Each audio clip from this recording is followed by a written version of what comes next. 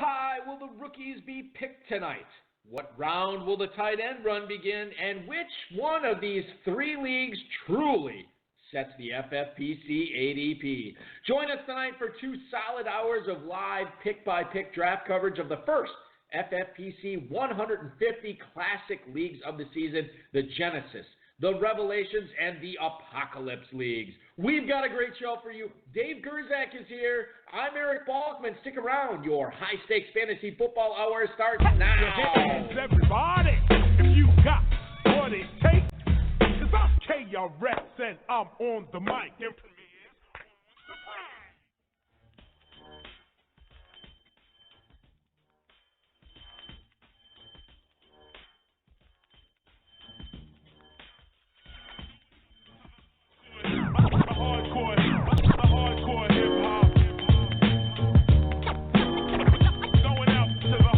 Broadcast live and heard around the world, you are now listening to the most entertaining hour of radio on the planet.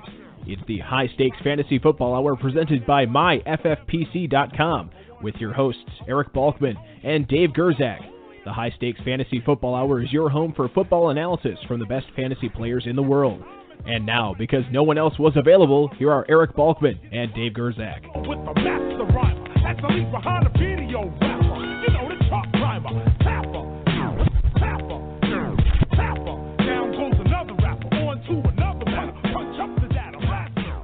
Hey, thanks a lot, Rob, and greetings and salutations, all of you Balkaholics and Gerzak-anatics. Welcome to the latest episode of the High Stakes Fantasy Football Hour presented by MyFFPC.com. I am, of course, your slightly above average host, Eric Balkman, and my co-host is indeed the patron saint of fantasy football, the Dizzle, Dave Gerzak. Coming up on tonight's show, we cover the first FFPC $150 classic drafts of the season, live pick by pick. If you wanted to follow along with the draft boards, you can do so at our YouTube channel, youtube.com/high-stakes-fantasy-football. Dave, welcome in, man. It is good to have you on. And what's that annoying noise? I don't know what that is. I'm trying to figure it out right now, man. And if anybody is losing sound, God bless you. If anybody is, going on? I don't know. If anybody is losing sound in the, as far as the Blog Talk Radio feed goes, go ahead and give it a refresh. Blitz Demania, aka Jeremy Roach, is telling us that if you refresh, you should be good to go here. I'm going to try to fix the sound here, and we should be good to go. All right. So this is the first live drafts of the season. We have 3 of them for you tonight. But basically, the plan is we're going to spend the first 50 minutes with Genesis. We're going to spend the next 50 minutes with Revelations. And then for the last 10, 15 minutes of the show, we're going to be tuned into Apocalypse. That's right, a third draft tonight. We're going to be covering 3 of them for you. And Apocalypse is the third $150 entry draft of the night, and we'll be covering that for you for the last 15 minutes of the show. Now, as a reminder, if you are tuning in for the first time, I want to remind everybody, the Football Guys Players Championship, which kicks off tomorrow afternoon, the early bird promotion is on. Free $35 FFPC team credit. Make sure you're registering now. As long as you are registering before June 30th and drafting before July 15th, you're going to get a free $35 team credit. We'll do that up to 3 times for you. The FFPC main event early bird expires at the end of this month. Room discounts at Planet Hollywood at myffpc.com. Check that out. Register for best ball drafts at the $35, $77, and $250 levels now. Dynasty Startups also available. I think we have some spots open, Dave, in the Dynasty Startups tomorrow. Do you know if there's are they all filled? They're all filled? They're all filled. Anything that was not quite close to filling, we pushed to next week. So next week we still. So the 18th, yeah, or the 11th. Yeah, the 11th. There's stuff going on Nothing better than drafting the day before Mother's Day. All right. Okay. So and then the other thing to keep in mind is RotoViz High Stakes Lowdown. Check that out. It's a new episode this week. And I will go ahead and say it is your definitive guide to FFPC rookie drafts. We had Greg McLean pay the Manning. He is drafting in 2 different leagues tonight, Genesis and Apocalypse. You can hear from him, rotoviz.com/podcast. You can also check it out at the Spreaker channel, Apple Podcasts, I believe Spotify as well. I could be wrong on that. TuneIn Radio, Spreaker, what have you. And that is all available there. Great stuff from him. That came out yesterday, and I learned a lot, including surprising pick at the 101 for FFPC Dynasty. keep that in mind. All right, let's get into it tonight. We are covering the Genesis draft first, and I'll go through the the competitors tonight as they are already in the mid-second round. We'll get into the coverage in a second here. Rafael de Afonseca, Salvador Gen, is drafting at the 1 spot. Our good buddy Hudson Kern Reeve, the Truth Warrior Supreme team, out of the 2. Stuart Keene is Team LOB in the 3 spot. Robert Marshall, of course, Fantasy Dum Dums, hitting cleanup tonight. Brad Kirkland, the Notorious B1G, a.k.a. Notorious B.I.G., is drafting out of the number 5 hole tonight. Andy Lund's No Saquon is out of the 6, and quite frankly, you aren't getting Saquon at the 6 anyway. The defending champion of the Revelations draft, in fact, the two-time defending champion of the Revelations draft, decided to infiltrate Genesis tonight. And now, Dave, as you know, Genesis over the last couple of years has been made up of the FFPC Dynasty 26ers. Tonight, the lone non-26er in the Genesis draft is indeed Ron Meyer. He is drafting 7th out of that spot tonight as we make the Revelations, we make the ADP. That is the 7th spot. Brad Kazima, Kaz of the North, is out of the 8th spot. John Walters' NFL-style squad will be selecting out of the 9-hole. Clint Ostermiller's Meathead is the 10th spot. Of course, the aforementioned Greg McLean's Pay the Manning, the penultimate pick in the first round of the Genesis picks tonight. And then Dustin Hayek, his beast, the Stone Cold Beast, the 12th spot tonight. And we are halfway through the second round. Let's get through the first round. First of all, Dave, how are you? I'm doing very well, Balky. How are you? Does it seem like this NFL season is sneaking up on you? It does, actually. You know, it was really going slowly, but now it seems like it's time to start drafting a little bit. It totally is. And I feel like I've said this the last few years on this show, and maybe it's just because I'm less and less prepared every single year. But the people who are in the chat room, shout out to all you guys. We got a bunch of people in there, right? If you want to ask any questions, just post your questions right in the chat room. YouTube.com/High Stakes Fantasy Football is the streaming draft board. We have a chat going on right there. You have a chat going on in the BTR. Of course, Twitter.com. You can chime in there at HSFF Hour, at Eric Balkman, at David Gerzak, Facebook.com/HSFF Hour. If you want to give the show a call, and I'm looking at you, draft competitors, 347-426-3682, High Stakes Fantasy Football at gmail.com. I forgot the cool way to say the phone number, 347 Game Over. Our producer, mutual friend Rob, is working double duty because our audio engineer, Bryce, is commissioning all 3 of these drafts tonight. So kudos to him. Let's get into the analysis, Dave. Salvador Gen takes Saquon Barkley at the 101 in Genesis. Ezekiel Elliott goes at the 102. And the bulked up Christian McCaffrey, I know you love him, the Carolina Panthers running back, goes to LOB at the 103. That's Stuart Keene's team. Alvin Kamara to Fantasy Dum Dums. Robert Marshall takes him at the 104. So we start off with 4 straight running backs. DeAndre Hopkins at the 105, followed by Odell Beckham. We'll talk about that pick in a minute. Odell Beckham goes at the 106 to Andy Lund. David Johnson off the board, the rejuvenated Arizona Cardinals offense, featuring David Johnson. That is Ron Meyer taking him at the 107. First tight end is off the board at the 108 as Brad Kazima, at the 108 takes Travis Kelce. Devontae Adams goes right off the board to John Walter, and then 3 straight running backs to finish the first round. It is Todd Gurley to Clint Ostermiller. It is Le'Veon Bell to Greg McLean, and it is Melvin Gordon to Dustin Hayek. So what stands out to you in the Genesis first round picks tonight, Dave? What stands out to me? What's the most surprising pick? What's the most shocking pick? What's the pick that you want to talk about right here out of these top 12? Well, I think you have to talk about Todd Gurley at the pick 110. You know, he had been, I think, around the 6-ish range, so he slipped a little bit. You know, there's the arthritis concerns, and now you had them take Darrell Henderson. Is that correct? Correct. Yes. What was it, the second, third? Third round. They traded up in the third round to get him. A lot of picks. Yeah, 2 late thirds to pick him in the early third. And he was one of the, he had a high yards per carry. He's a pretty good back. They're talking about him as a change of pace back. But McVay is pretty much a liar. I mean, he really has lied a lot. Yes. And that's fine. I mean, that's what you're supposed to do. So there's serious concerns about Gurley. That's why he slipped 4 spots. He could represent a value there, but I do still think even at 10, I think it's risky. We've talked about that before. I think Gurley's a risky pick. He goes at the 107 on average in FFPC best ball drafts right now. He slips to the 110 tonight. And Dave, I don't think I'm speaking out of turn when I say I feel like when we get to the main event in September, well, actually, when we get to the main event, what do they start? August 10th this year for FFPC main event? Not the 10th. It's the third week of preseason. So August 24th, 25th. Yeah, when Kentucky starts. So, yeah, exactly. So they'll be going on then. I feel like this is more realistic for Todd Gurley. Where he's going right now. I think that is more true to it because we're getting more information on this. And, Todd Gurley was interviewed a couple of weeks ago, and people were asking about his knee. And what would you expect a player to say if he's interviewed about a potentially serious knee condition? For me, I would expect to hear, it's great, I'm 100%, I can't wait to get out there, right? Yeah. You'd expect that from the player, right? Yeah. You know what he said? What? It's pretty good. Yeah. Taking it day by day. We'll see. That is not good. Well, then you saw the TMZ video, which that did not look good. No.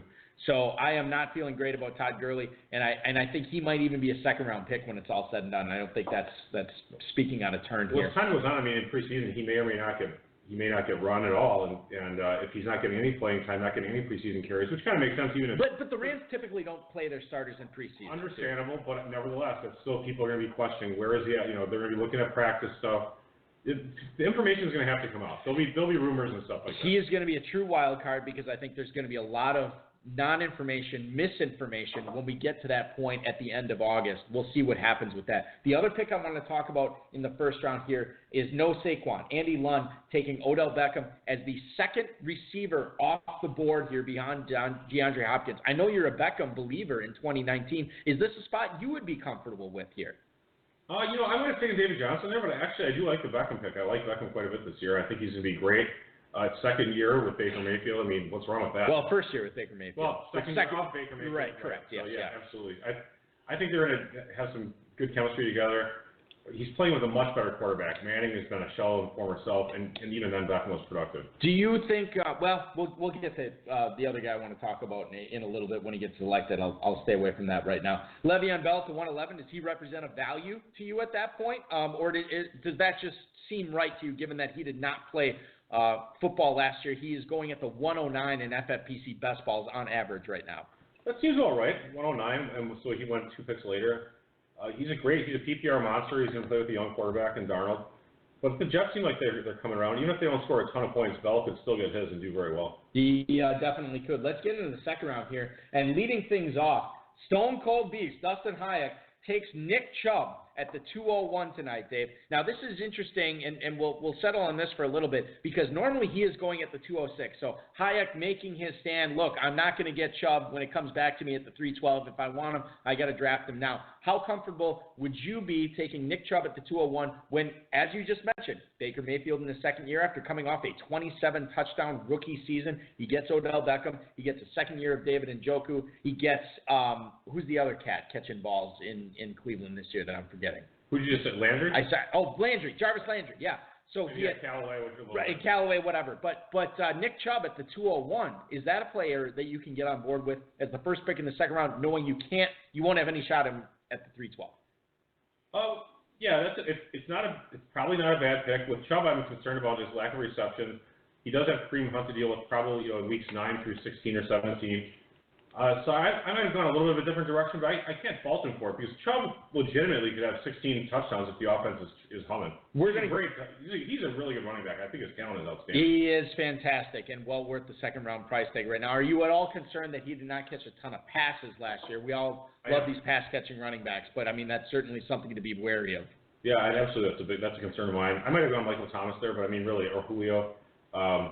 You can't fault the Chubb pick if you think he might get, if he catches 35 passes, that's probably enough for a player like him. Yeah, absolutely. And starting your draft off Melvin Gordon and Nick Chubb at the 112 and the 201, you can do a lot worse than that. Let's go to the 803 for our first phone call of the evening. You are on the air at the High Stakes Fantasy Football Hour. Eric Balkman and Dave Gerzak coming at you. To whom are we speaking? Hey guys, this is Brian Studebaker, real man of genius, representing the Revelations League.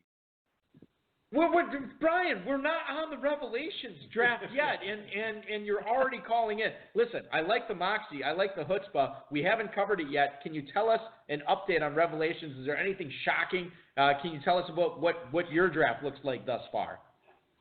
Everything thus far has been pretty much what you would expect all the way around. Nobody's really reaching, yet. We're almost at the end of the third round. So sorry for calling in a little early, guys. I missed the memo. No, that's all right. That's all right. You were picking third in Revelations. You expected Revelations to come first. No, listen, Ron Meyer is probably saying the same thing. You were picking third in Revelations tonight. Can you tell us how deep you are in the draft and what your team looks like thus far? Yeah, we just finished the third round, and I was picking out of the 3-hole, and I have Alvin Kamara at the 103, and then Antonio Brown and Julian Edelman at the 2-3 turn. This is interesting. Okay, and of course, anybody who's a fan of the show has already heard Brian Studebaker on the High Stakes Fantasy Footballer. They've already heard Brian Studebaker on the road of his High Stakes Lowdown as one of the more talented dynasty drafters out there. So let's talk about your second-round pick in Antonio Brown, moving to a new offense, moving to a new quarterback, moving out to the West Coast as he is now a Raider instead of a Steeler. So you look at Antonio Brown catching passes from Derek Carr this year. You got him at the 210. He normally is going at the 211, so I think that's right in the wheelhouse. Can you talk a little bit about what you foresee for Antonio Brown as a Raider in 2019? Yeah, absolutely. I think the big thing with Antonio Brown is, unlike even when he was in Pittsburgh, even though the quarterback situation is not going to be near as talented, he is going to see a ton of targets. I mean, I struggle to even see who else Oakland's going to throw the ball to. So I think he is going to get a ton of targets, as much as he can handle this year. What about a Julian Edelman? Because your third-round pick is normally going at the 412 and FFPC best balls, and you get him at the 303 tonight. Now, you look at the Patriots, and I know you're going to touch on this when I ask you about it, but there's no Gronkowski. Tom Brady is another year older. I guess maybe that doesn't make a whole lot of difference since he's seemingly ageless. But they draft N'Keal Harry. They already, they signed Demaryius Thomas. Maybe it's the trusted hands of Julian Edelman that churns out like another 80 to 90 catch season. Is that what you're foreseeing with Edelman? Yeah, 100%. I know Edelman's had, whether it's been injury or suspension issues, but if you look at his points per game on a regular basis, Edelman's always right there kind of floating around, wide receiver 10 to 14 in points per game. And I just love that, that floor, to be honest. I mean, I know you're not getting many 20, 25-point games out of Edelman, but I'll take the 17 or 18 every week. I have a question. I'm not trying to be the Debbie Downer here about Julian Edelman, but he did get suspended for 4 games last year for PEDs. Is that correct, Falky? I mean, is that right? That is correct. So if Edelman, and I'm kind of asking before, if he gets hit again, and by looking at it, he always looks ripped, right? So, I mean, if he gets hit again, is that a 1-year suspension for Edelman? I mean, no one ever talks or really thinks about that. I just kind of thought of it off the top of my head. Brian, does that scare you at all? It would if I was playing what I typically play, which is dynasty leagues. But when it comes down to redraft, I'm willing to roll the dice. I can get Edelman to behave for a few months. Yeah, well, hey, listen, listen. You get whatever you can, Brian. It's not going to be a downer. So no, that's fine. That's totally fine, Brian. As long as we're talking dynasty, let's talk about a guy that we talked about on the road of his high stakes lowdown, Deebo Samuel, who goes one of the first few picks in the second round of the NFL draft to San Francisco. A team that's really lacking a number 1 receiver. What do you foresee as far as redraft goes this year? I mean, can we expect 70 catches? Is that assuming too much? I know you like his game, but what does it mean catching passes out in San Francisco from Jimmy Garoppolo in 2019? Yeah, I think as you guys know, I'm from here, right in South Carolina, and got to watch Deebo play a good bit. I tell you what, those 70 catches, that's pretty ambitious. If I knew I was getting 70 catches out of him, I'd probably have him at about the 104, 105 in a dynasty league. But I just think there's a lot of unknowns in San Francisco between, Garoppolo being hurt last year, limited, amount of games that he's played. I think George Kittle's about the only option there that I want to bet on in the early rounds. But a guy like Deebo, I mean, maybe round 15 or on, I can see taking a stab at him, but not too much earlier than that for me. Brian Studebaker joining us, the Real Men of Genius, drafting at the third spot in the Revelations draft tonight. We're going to cover that coming up roughly in the next half hour or so. We'll analyze Brian's draft. We're going to get back to the genesis. Brian, listen, we really appreciate you calling in tonight, talking a little dynasty with us, talking a little redraft. And good luck to you in Revelations the rest of the way. Good luck to you in all your leagues this year, man. And we'll talk again real soon. Thanks so much. Hey, appreciate it, guys. Thanks a lot. Brian Studebaker, Real Men of Genius and Revelation. Let's get back to Genesis. I believe we left off at the 202. We're going to play a little catch-up here. Michael Thomas, the first receiver off the board in round 2, going to Greg McLean to pair with his Le'Veon Bell. James Conner, the 203 pick tonight, to Clint Ostermiller, as he starts off with a Gurley Conner start here. Joe Mixon, the running back for the Cincinnati Bengals, going right after that to John Walter. Julio Jones to pair with Travis Kelce to Brad Kazima. Then we have the second tight end of the night going off the board to Ron Meyer. Zach Ertz pairs with his David Johnson. Mike Evans continues the receiver start for Andy Lund here in the second round. Dalvin Cook, the Minnesota Vikings running back, pairing with DeAndre Hopkins to Brad Kirkland. And then the third tight end, George Kittle. I don't think we're breaking any molds here. I think he has been the third tight end off the board. Robert Marshall takes him tonight at the 209 in Genesis. We're going to finish round 2 here with 3 straight receivers, Dave. Juju Smith-Schuster to Stuart Keene, Antonio Brown to Hudson Kern-Reeve, and then Amari Cooper to Rafael de Afonseca at the 212, final pick of the second round in the Genesis draft tonight, to pair with his Saquon Barkley. Juju Smith-Schuster at the 210, Antonio Brown at the 211. Teammates in 2018, adversaries in 2019. Which player do you like better for redraft leagues this year, my friend? I got to go back to quarterback, and I'm going back to Roethlisberger, so I'm taking Juju. Derek Carr, I make all the eyeliner jokes time and again. They may be funny sometimes, but Brown's getting a ton of targets, but why didn't he make it work with Amari Cooper? I don't really know why. Amari Cooper's a different player than Antonio Brown. And, honestly, I don't really care for Antonio Brown's behavior on Twitter. I know as weird as that sounds, it doesn't sound like he's a happy man. It doesn't sound like he's a happy person. Whereas Juju, you see him on Twitter, he's over there frolicking around. Riding his bike. Yeah, it's like all rainbows and unicorns with Juju. I just feel like a happy person plays better. And I look at, if you're looking at the way, granted, the person who took, Truth Warrior didn't have a shot at Juju anyway at the 211. Right. I just feel like Juju's on the upswing still, and Brown is, on the downswing of his career a little bit. And, I was listening to the ESPN Fantasy Focus podcast, and I apologize to anybody who's offended by that. But I will say this. Matthew Berry actually said, and I would never say this on the air, but I'm glad he did. He's like, we call it the flake scale on the show, right? Right. He's like, Antonio Brown, quite frankly, he's a little crazy.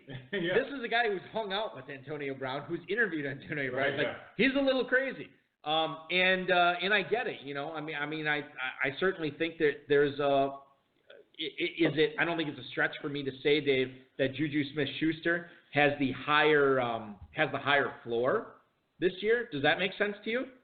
Yeah, absolutely. And he has a better quarterback, obviously. So I think I don't want to say there's less risk, but I would feel more comfortable drafting Juju Smith-Schuster at this point this year rather than Antonio Brown. So I get it. Antonio Brown is probably a Hall of Famer. And you won't get a quarrel from me on that. But at this point in 2019, I think Smith-Schuster makes a little bit more sense. I don't really have anything else to say. I kind of like the Dalvin Cook pick. Okay, I actually was lingering on his name a little bit. Talk about a little bit why you like him. Well, he's a highly drafted player, pedigree back. He can catch passes. He's the lone man in the backfield. All they drafted was that Alexander Madison fellow. Boise State, yep. Yeah, and so the nice thing about taking Cook is you can get Alexander. Is it Madison? Is that how you? Madison. Yep, Madison? Yep, exactly. In the 17th round, probably, or 16th, wherever, fairly free. Maybe the 14th if you have to reach on him. But then you can back up that offense. I like the Dalvin Cook pick, and it is a good offense. It's pretty. It's definitely the top 14. So Alexander Madison going at the 2307 in FFPC best ball since the NFL draft. So I would expect that number to go up, no question. Let's move on to the third round here, Dave. Keenan Allen going to Rafael de Afonseca at the 301, followed by number 4 tight end off the board, O.J. Howard, the tight end from Tampa Bay, going to Hudson Kern-Reeve there. That's interesting. We'll talk about that in a little bit. Another interesting pick, Marlon Mack, the 303 tonight for Stuart Keene. Stephon Diggs right after that, followed by a massive running back run. It is Leonard Fournette to Brad Kirkland. It is Damian Williams to Andy Lund, followed by Kerryon Johnson to Ron Meyer. Devontae Freeman goes to Brad Kazima. And then, Devontae Freeman. Derrick Henry Right after that to John Walter. And then running that running back run to the end, it's Sony Michel going to Clint Ostermiller there. A couple of receivers finish up round 3. That's Adam Thielen to Greg McClain and T.Y. Hilton to Dustin Hyatt. And that is your third round tonight. Let's move back a little bit here and talk a little bit about O.J. Howard, my friend. It is O.J. Howard tonight, going normally at the 407 in FFPC best balls. Tonight he goes at the 302 to longtime listener, longtime fan of the show, Hudson Kern-Reed. I shouldn't have prefaced that because I want your real opinions on this. I don't want you to sugarcoat this for Kern here. But seems a little bit early for O.J. Howard. You probably wouldn't get him in the 4th round, so if you really like him, you got to get him there. But it strikes me as a little bit early, especially with all these other running backs that you saw go in the 3rd round that he could have had there instead. Yeah, and I personally would have passed on Howard and taken there was probably maybe a 25% chance he came back to him at the 411 if his ADP is the 407. I'm not saying Kern may not have known that. Also, Howard, you're really projecting Kern's an Ivy League professor. He knows everything. You're projecting a breakout here, and you still have to compete with targets with Mike Evans and Chris Godwin. Godwin's highly hyped, and the team's been talking about throwing to him a zillion times. And that offense traditionally hasn't really featured tight ends. Am I being incorrect there, or is that for Tampa? No, the offensive system that they're using. Oh, Arians, Arians in the former Arizona offense. They always use a slot guy, and we're projecting that to be maybe Justin Watson possibly, or I don't know if Watson's going to play outside and Godwin's inside. But then where are the targets for Howard? He's supposed to deal with Cameron Brate. To me, that's way earlier than I would think. And you know the one guy that they've been talking up, the one guy they've been talking up as far as like the not the preseason, we're not in the preseason, but the off season goes. Who's the one guy that you've heard? Godwin. No, just pass catchers in general, not necessarily receivers. Who's the one guy to say, hey, who's impressed you the most so far, Coach Arians? Hey, who's the GM there? I can see him, Jason Licht. Who's the one guy who's impressed you the most so far in off-season workouts? Ronald Jones, running back. Yeah. So that's another guy. I mean, again, they didn't draft any backs at all. And and that's another thing to be wary of. So you look at O.J. Howard. There is a lot of upside, but there is some downside there as well. Marlon Mack at the 303. I thought that was early, but his actually ADP is 305. Mack's interesting because with that offense, dude, he could be killer. And he was great in a lot of games last year. Like a couple of 30-point games last year, late in the season. Right. So as Mack, I don't think he's the most talented back in the world, but he's there and he has a job. Didn't draft anybody early for the Colts, so certainly that looks to be Marlon Mack's job to lose. Leonard Fournette falling off all the way to the 305 this year, Dave. Now, he is normally going, if you look at FFPC ADP, at the 303, but he was a first-round pick last year, my friend, and now he is going at the 305. This is kind of interesting here for Genesis. That could be, we talked about Brad Kirkland's second-round pick and Dalvin Cook. He might have hit on something here in the 3rd as well in Leonard Fournette. He very well may have. Fournette is it's such a weird vibe out of Jacksonville. Fournette got busted speeding as if that's like a big deal. Right. And the team makes it seem like it's almost a releasable offense or something. They just don't like this. I feel like if you read between the lines that there's something to be said for that. Yeah, there's something. The thing is, whatever Fournette's doing, he must be doing something way worse than we can see in public, right? Or not doing. He's not working out as hard as exactly. Maybe he just doesn't have the work ethic like he did before or whatever. But I'm a little leery of Leonard Fournette, although at the 305, that's why he's fallen that many picks. Is there's people are giving you value for the risk. Let me ask you something.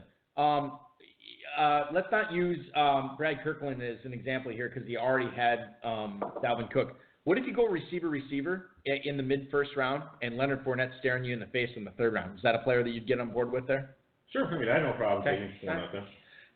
Some of the other backs are good too. Damian Williams goes right after that. What do you make of that? Because Kansas City did not draft the back early. They still have Carlos Hyde there. But okay, let's use this as an example. You and I are in a dynasty league together where Damian Williams is a free agent. He is going to be in that rookie free agent draft. Yes, he is. I'm just kidding. Where would you look at him there? Because mid-first, because you may only get 1 year or maybe potentially half a year out of it. Or 4 games. Or 4 games. You have no idea. But he looks to be the lead back in a Patrick Mahomes, Andy Reid, Kansas City offense that put up a ton of points last year.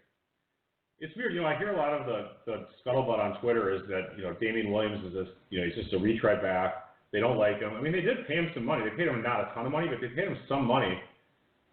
It's really tough. It's risky to take Damian Williams, a guy who's effectively just a waiver wire type back. Right. But last year, once Hunt was gone, he was awesome. He was really, really, really good. Indeed, yeah. And the team it's a good team. It's going to be fine, even if Tyreek Hill's gone for a while, which that may or may not happen. We don't know what's going to happen there. So I'm totally waffling on this because I can see both sides of the argument, and sometimes that's just the way it is. I can see people loving Damian Williams. I can see people saying, I'm not drafting him because he's just an average caliber player who's going to get replaced by somebody else and not for long. Let me ask you something, and we're going to get to the phone lines here in just a second. 803, hang on. Kerryon Johnson, Devontae Freeman, Derrick Henry, and Sony Michel all go right after Damian Williams. Would you have taken any of those 4 running backs ahead of Damian Williams in this draft? Personally, I like Kerryon Johnson better, and I also like Derrick Henry better. I know Derrick Henry's not been a pass-catching back traditionally, but it sounds like the team is going to totally pound the rock. Both of them have a much higher draft pedigree. Sony Michel I would not have taken ahead of Damian Williams just because he has to compete with 87-catch James White for targets. And Devonta Freeman, he still kind of scares me with the injury issues. I bet he's a top 12 running back this year. You really? Okay, yeah, I think so. All right, you want to go on that? All right. Sure. Devontae Freeman is a top 12 running back this year, weeks 1 to 16.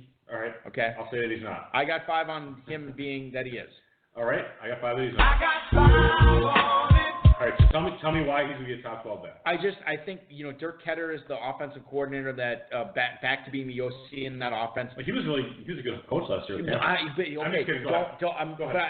I don't think he's a great head coach. I think he's a very good offensive coordinator. I think he gets this offense back to. I mean, you still have Julio Jones coming at the twilight of his prime. You have Calvin Ridley entering something special in his career. You have Matt Ryan, still, a former MVP. And what did they do in the draft, Dave? They got 2 guys to solidify that offensive line, probably the biggest weakness on that offense, that is going to be able to not only protect Matt Ryan, but block for Devontae Freeman. And you have Austin Hooper in this offense, too, coming off a 70-catch season, and they did not do anything to address the tight end position. They believe in Austin Hooper. I believe in this offense. And give me Devontae Freeman, who should be the lead back in this offense for 2019 as a top 12 running back. I think I'm locked into that. All right.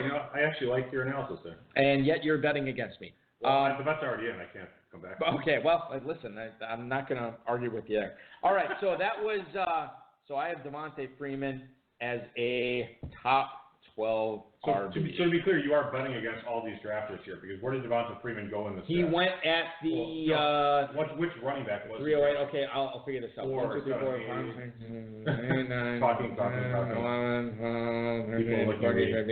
17. He was RB 17. All right, I'm getting 5. Listen, These guys, the FFPC players are on your side. These guys that is nothing new. They crowdsourced him as RB 17 for me, so thanks guys. I'm fine with this bet.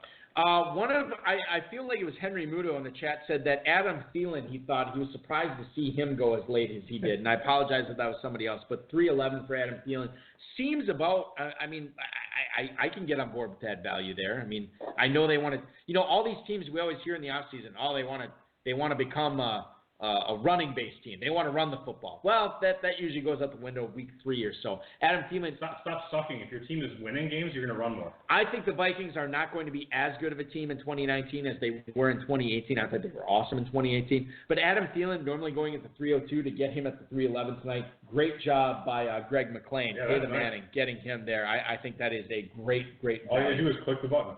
It was good. It was smart. So he ended the running back run, and he's like, well, screw all you guys. You're taking all these running backs. I'll take the receiver. Yeah, exactly. And that's exactly what he did. Let's get into the 4th round here. The 401. When's the last time? Has A.J. Green, let me ask you this. Has A.J. Green ever gone in the 4th round? Even when he was a rookie, I feel like he was going higher than the 4th round. He was going later in the 4th. 401 for A.J. Green to Dustin Hayek. Josh Jacobs, the first rookie off the board. He goes to Greg McLean at the 402, followed by the 5th tight end. That is Evan Engram going to Clint Ostermiller here at the 403. Your boy, DJ Moore. Yeah, the hype is on, Bob. I feel like you're this sort of closet Carolina Panthers fan. I am. You were always a big fan of the icon, Steve Smith. Yep. You love Christian McCaffrey. I like their uniforms. DJ Moore is your boy this year. I always liked Cam. You can ask my buddy Kurt if I like Cam. Yeah. We always draft him in the big payback. Yeah, I am well aware. Usually the 11th round, though, so it's like, good God, give me Cam Newton. But how many times have you drafted Jonathan Stewart? Nunca, as they would say in Spanish. Never. All right, so here's the thing. Well, when are you going to accept my Greg Olsen trade in Dynasty? That's also a never. I need to get him to you. No, never. Aaron Jones, the Packers running back. goes tonight that seems pretty reasonable for Aaron Jones. Yeah, at the 405. What's tonight. his ADP? I can tell you right now in FFPC best ball draft, Dave, Aaron Jones, the quote-unquote lead back for the Green Bay football Packers, is normally going on average, and you can tell I'm buying for time here because I'm not finding it for whatever reason. Quite a run-on. He is normally going at the 311 All right. in draft. Six so there you go. picks is So good value there. Kenny Galladay going to Ron Meyer. What so the this hell, is interesting. Yeah. So he's been stonewalling. Yeah, that's sandbagging, if you will, because Ron Meyer has never been the biggest Kenny Galladay fan, yet he drafts him as his wide receiver 1. At the 406 tonight in Genesis. Patrick, Ron is also drafting in the Revelations draft, two-time defending champion there. I almost wonder if that was a panic pick, if he had something going on in Revelations, and he ended up like, I'll just take Galladay. And he takes Galladay there at the 406. I think he predicted taking Galladay as his WR1 on Twitter earlier today. Well, then there you go. Then he is a two-packer Adamas. Patrick Mahomes is the first quarterback off the board to Andy Lund tonight at the 407.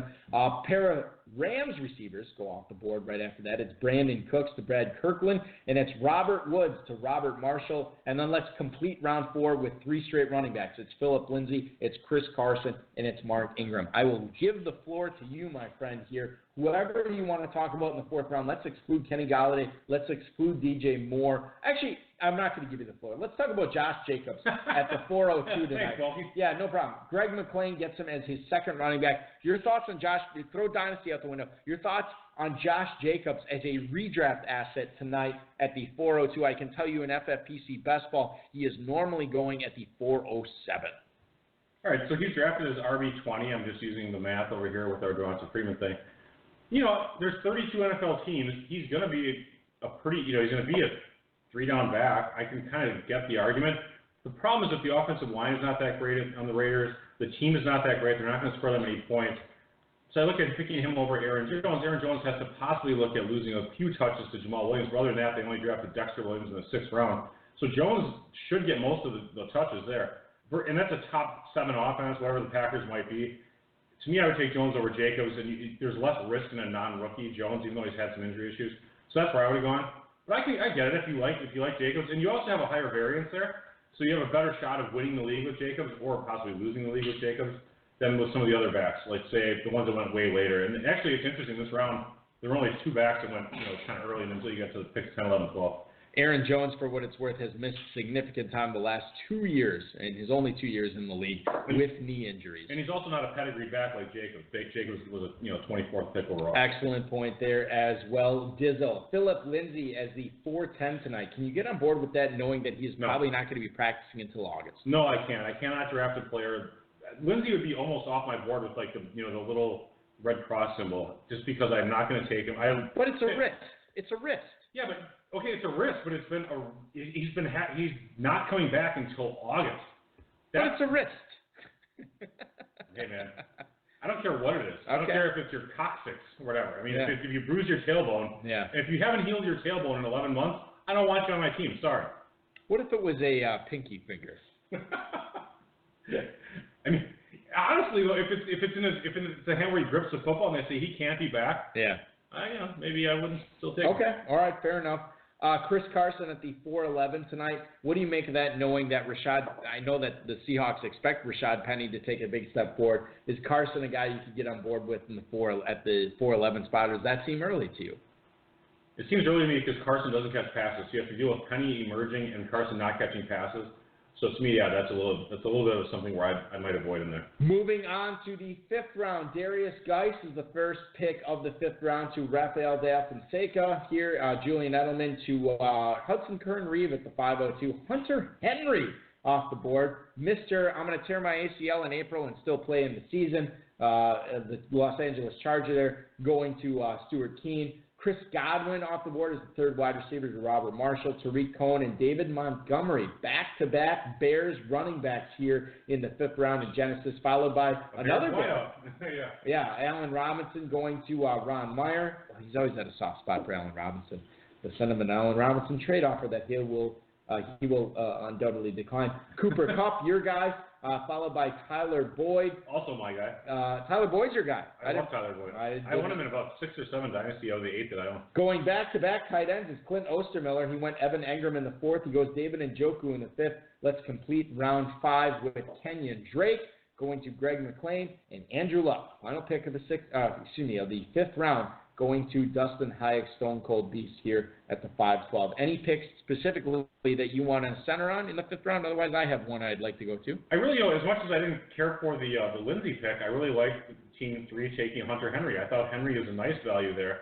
And there's a what was that? Like 9 picks after Ingram, or 10 or 11 that no one had drafted as tight end. He kind of needed one. Henry has a lot of upside. He's been really super efficient in the few games that he's played. I think Henry's breaking out this year big time. Okay. All right, fair enough. Let's talk about David Montgomery here at the 506. Now, he goes back-to-back with Tariq Cohen here. The ADP that I'm about to announce, I don't think fully covers drafts that have gone on since the NFL draft. But Dave Montgomery going at the 5'11", Dave, in those FFPC best balls. Tariq Cohen going at the 4'10". They go back-to-back tonight. Does that feel right? Should Cohen and Montgomery be going that close? Do you have a favorite Bears running back this year? And quite frankly, I know you like Cohen and Montgomery much more than you like Mike Davis, the 3rd running back for Chicago. Yeah, that's true. Man, I can't. It's tough for me to get behind David Montgomery's lack of athleticism. I just don't think I'm going to be able to really care for him. Polar opposites there with Tariq Cohen. Yeah, so I think I like Cohen better, even though it sounds like the team may want to be favoring Montgomery. I might be avoiding that situation a little bit until I see how it shakes out a little bit more. But if I had to pick one, I would take Cohen. Okay, so you like Cohen better. Let's go to the 734 area code here. You are on the air on the High Stakes Fantasy Football Hour with Eric Balkman and Dave the Dizzle Gerzak. Who are we speaking with? Hey, it's Rob Marshall, Fantasy Dum Dums. Rob Marshall drafting out of the 4 spot in Genesis tonight. Congratulations on a solid team that you have put forth so far. How do you feel about this squad, Rob? I love it. I'm really happy that I got Kittle in the 2nd round. So Kittle was a guy that you probably targeted, but at the back of your mind is like, okay, well, this is going to be the 3rd tight end off the board. No way he makes it to me here at the 209 in FFPC best ball drafts. As far as his ADP goes, George Kittle on average going at the 204, so that was a nice little value for you there to get him to pair with Alvin Kamara. And then you go wide receiver heavy after that, 4 straight receivers. Is that by design, Rob? It is. I have found that in the FPC drafts like this that it works better if you can get a ton of receivers in there that you know for your flex spots, you're kind of good with them, if they're good receivers. And then I like to get 1 solid running back, 4 good receivers, and then kind of go hard with the running backs again because there's so many injuries in that field. I also am drafting 2 drafts here. I'm 1.02 in Revelations as well. I'm your mom. You are your mom, not my mom tonight, but you are your mom in Revelations. I'm your mom. Yeah, I'm your mom. Yeah, fantastic. I love it. That's a great team name. How if you were to compare your Revelation, and feel free to talk about Revelations tonight, if you were to compare your Revelations team that you're drafting out of the 2-hole tonight, how does that compare to your 4 squad? Do you like one better than the other, or are they both strong to very strong at this point? I think they're both very strong, but I feel I'm doing better in Revelations. I just don't think the competition is as good.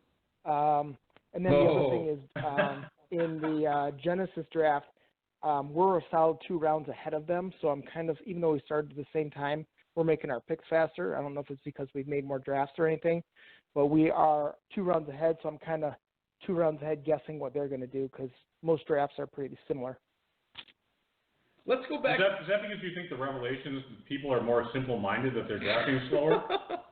Yeah, I think they're just a little slower behind the 8 ball kind of type deal. Maybe they're hitting up an 8 ball. Possibly. Much in the same way. Yeah, exactly. Possibly the cocaine feeding heavily into the Revelations draft tonight. We'll have to investigate that. Much in the same way that Ron Meyer has infiltrated the 26ers in the Genesis draft, Rob, you have infiltrated the Revelations draft tonight with your mom. I want to get back to the 4th round of Genesis and talk to you about that a little bit, if you don't mind. You end up going with Robert Woods. but the pick before that was Brandon Cooks. Did you have a preference between either Woods or Cooks? I mean, obviously Cooper Kupp was still available there too as far as Rams receivers go. He is coming off the ACL, which Woods and Cooks aren't. But did you have a preference there between Woods and Cooks? Were you just taking whichever one fell to you, or was Robert Woods your guy there? Yeah, I was targeting Cooks for that whole round. So B1G, he's gonna. We call him Biggie. He's going to be really happy they took him right before I did. I did not want to take Cooper Kupp. I was avoiding him because he's still coming back and has not proven what he's going to look like after the injury. And then I targeted Royce Freeman in both leagues. And the reason for that is Lindsey's still coming back with that. Was it a broken wrist or broken forearm or something like that? And I think Freeman's going to really step it up this year. I totally agree with that statement. I feel like Freeman was a really nice value for you. I thought the Rojo pick right after him was a nice pick too. That's a pretty cheap deal for getting out. What's probably going to be the starting running back. Granted, he did almost nothing last year, but it's a whole new offensive system, a whole new coaching staff, so everyone gets a fresh start. Yeah. And then I love the 1-4 pick because a lot of times Kamara is coming down there, and you can grab a nice solid backup that I think Latavius Murray is going to play the Mark Ingram role. And if he doesn't, he's a solid handcuff. But I think he's going to get enough carries to be a starter in the mentality or the kind of roster I'm building here where my RB2 is more of a flex kind of play, the 10 points a week, and that's about all they're going to get. Yeah, let's talk about Latavius Murray here for a second, because if you do believe that he is the Mark Ingram, I mean, Mark Ingram was like a low-end RB2 for the last couple of seasons in New Orleans, and you're getting Latavius Murray here tonight at the 904. Now, he is normally going at the 708 in FFPC best ball, so you obviously got good value there. Is this sort of your strategy here? I mean, to collect guys like Latavius Murray who have the upside, maybe not necessarily the opportunity to start, but when you have a top 3 tight end in Kittle, you get Diggs and Woods and Godwin and Sutton, so your wide receivers are taken care of. Just loading up on running backs, is this, historically, has this been the way that your most successful teams have been built, where you kind of add these running backs in the mid-rounds to go with your established pass catchers? Yep. So I followed. I did a really in-depth kind of study of all my best balls and all of my football guys contests, and said, hey, where do each of my teams perform the best? And there's a little bit different strategy for both of them. But with the football guys, my best teams, I had one really solid running back in either the first or second round. So if I would have picked later, like 9th, I would have grabbed, someone solid like Michael Thomas, Devontae Adams, and then gotten a solid running back in the second round, and then gone hardcore receivers in the 3rd, 4th, and 5th. In my history, the only reason I grabbed the tight end this time is because Kittle was there. Had he not been there, I would have grabbed Juju, who went a pick after me. But yeah, that's my analysis shows that getting one solid running back, and then kind of during the flurry attack ends up working out best. So, by the way, I'm looking at this draft here, and it seems to me like you're the only player that is anywhere near, and it's not a zero RB theory or anything. It's not a zero RB draft. No one else is even really close to that, though. You'd probably be the closest, I would say, in that you only took one running back in your first 6 rounds, and then you took 4 receivers and 1 tight end, and then you pounded the backs. And I also have to applaud you. I really think that the Kamara, Latavius Murray strategy is kind of semi-genius, right? Because how often can you get a handcuff and also get what's probably a RB2 or a high-end RB3? That's great. In the 9th round. Yeah, it's great. It really worked out. It worked out perfectly for you, actually. Yeah, and the thing was, Ingram last year was going in the, I think, 4th round, and he was suspended a few games. So this is a super steal with Latavius Murray, and he's proven time and time again that he can perform when given the chance. When Cook was out last year, he put up the numbers. When he was on the Raiders, he put in the numbers. People for some reason really bagged on this guy, but he's actually done well when he's been given a shot. We would never bag on the fantasy dum-dums owned by Rob Marshall. Thanks so much for chiming in. Hang up. No, listen, I'm still not going to do it then. Thanks so much, Rob, for chiming in tonight on your Genesis draft. Listen, we're going to be shifting over to Revelations in probably about 5 or 6 minutes here, and we'll take a closer look at your team then. I know you said that you like it a little bit better than Genesis, but Genesis is really good right now. So hopefully you have two really competitive teams for the duration of the 2019 season. Thanks so much for calling in, and we'll talk again soon, dude. All right, we'll talk to you. Bye.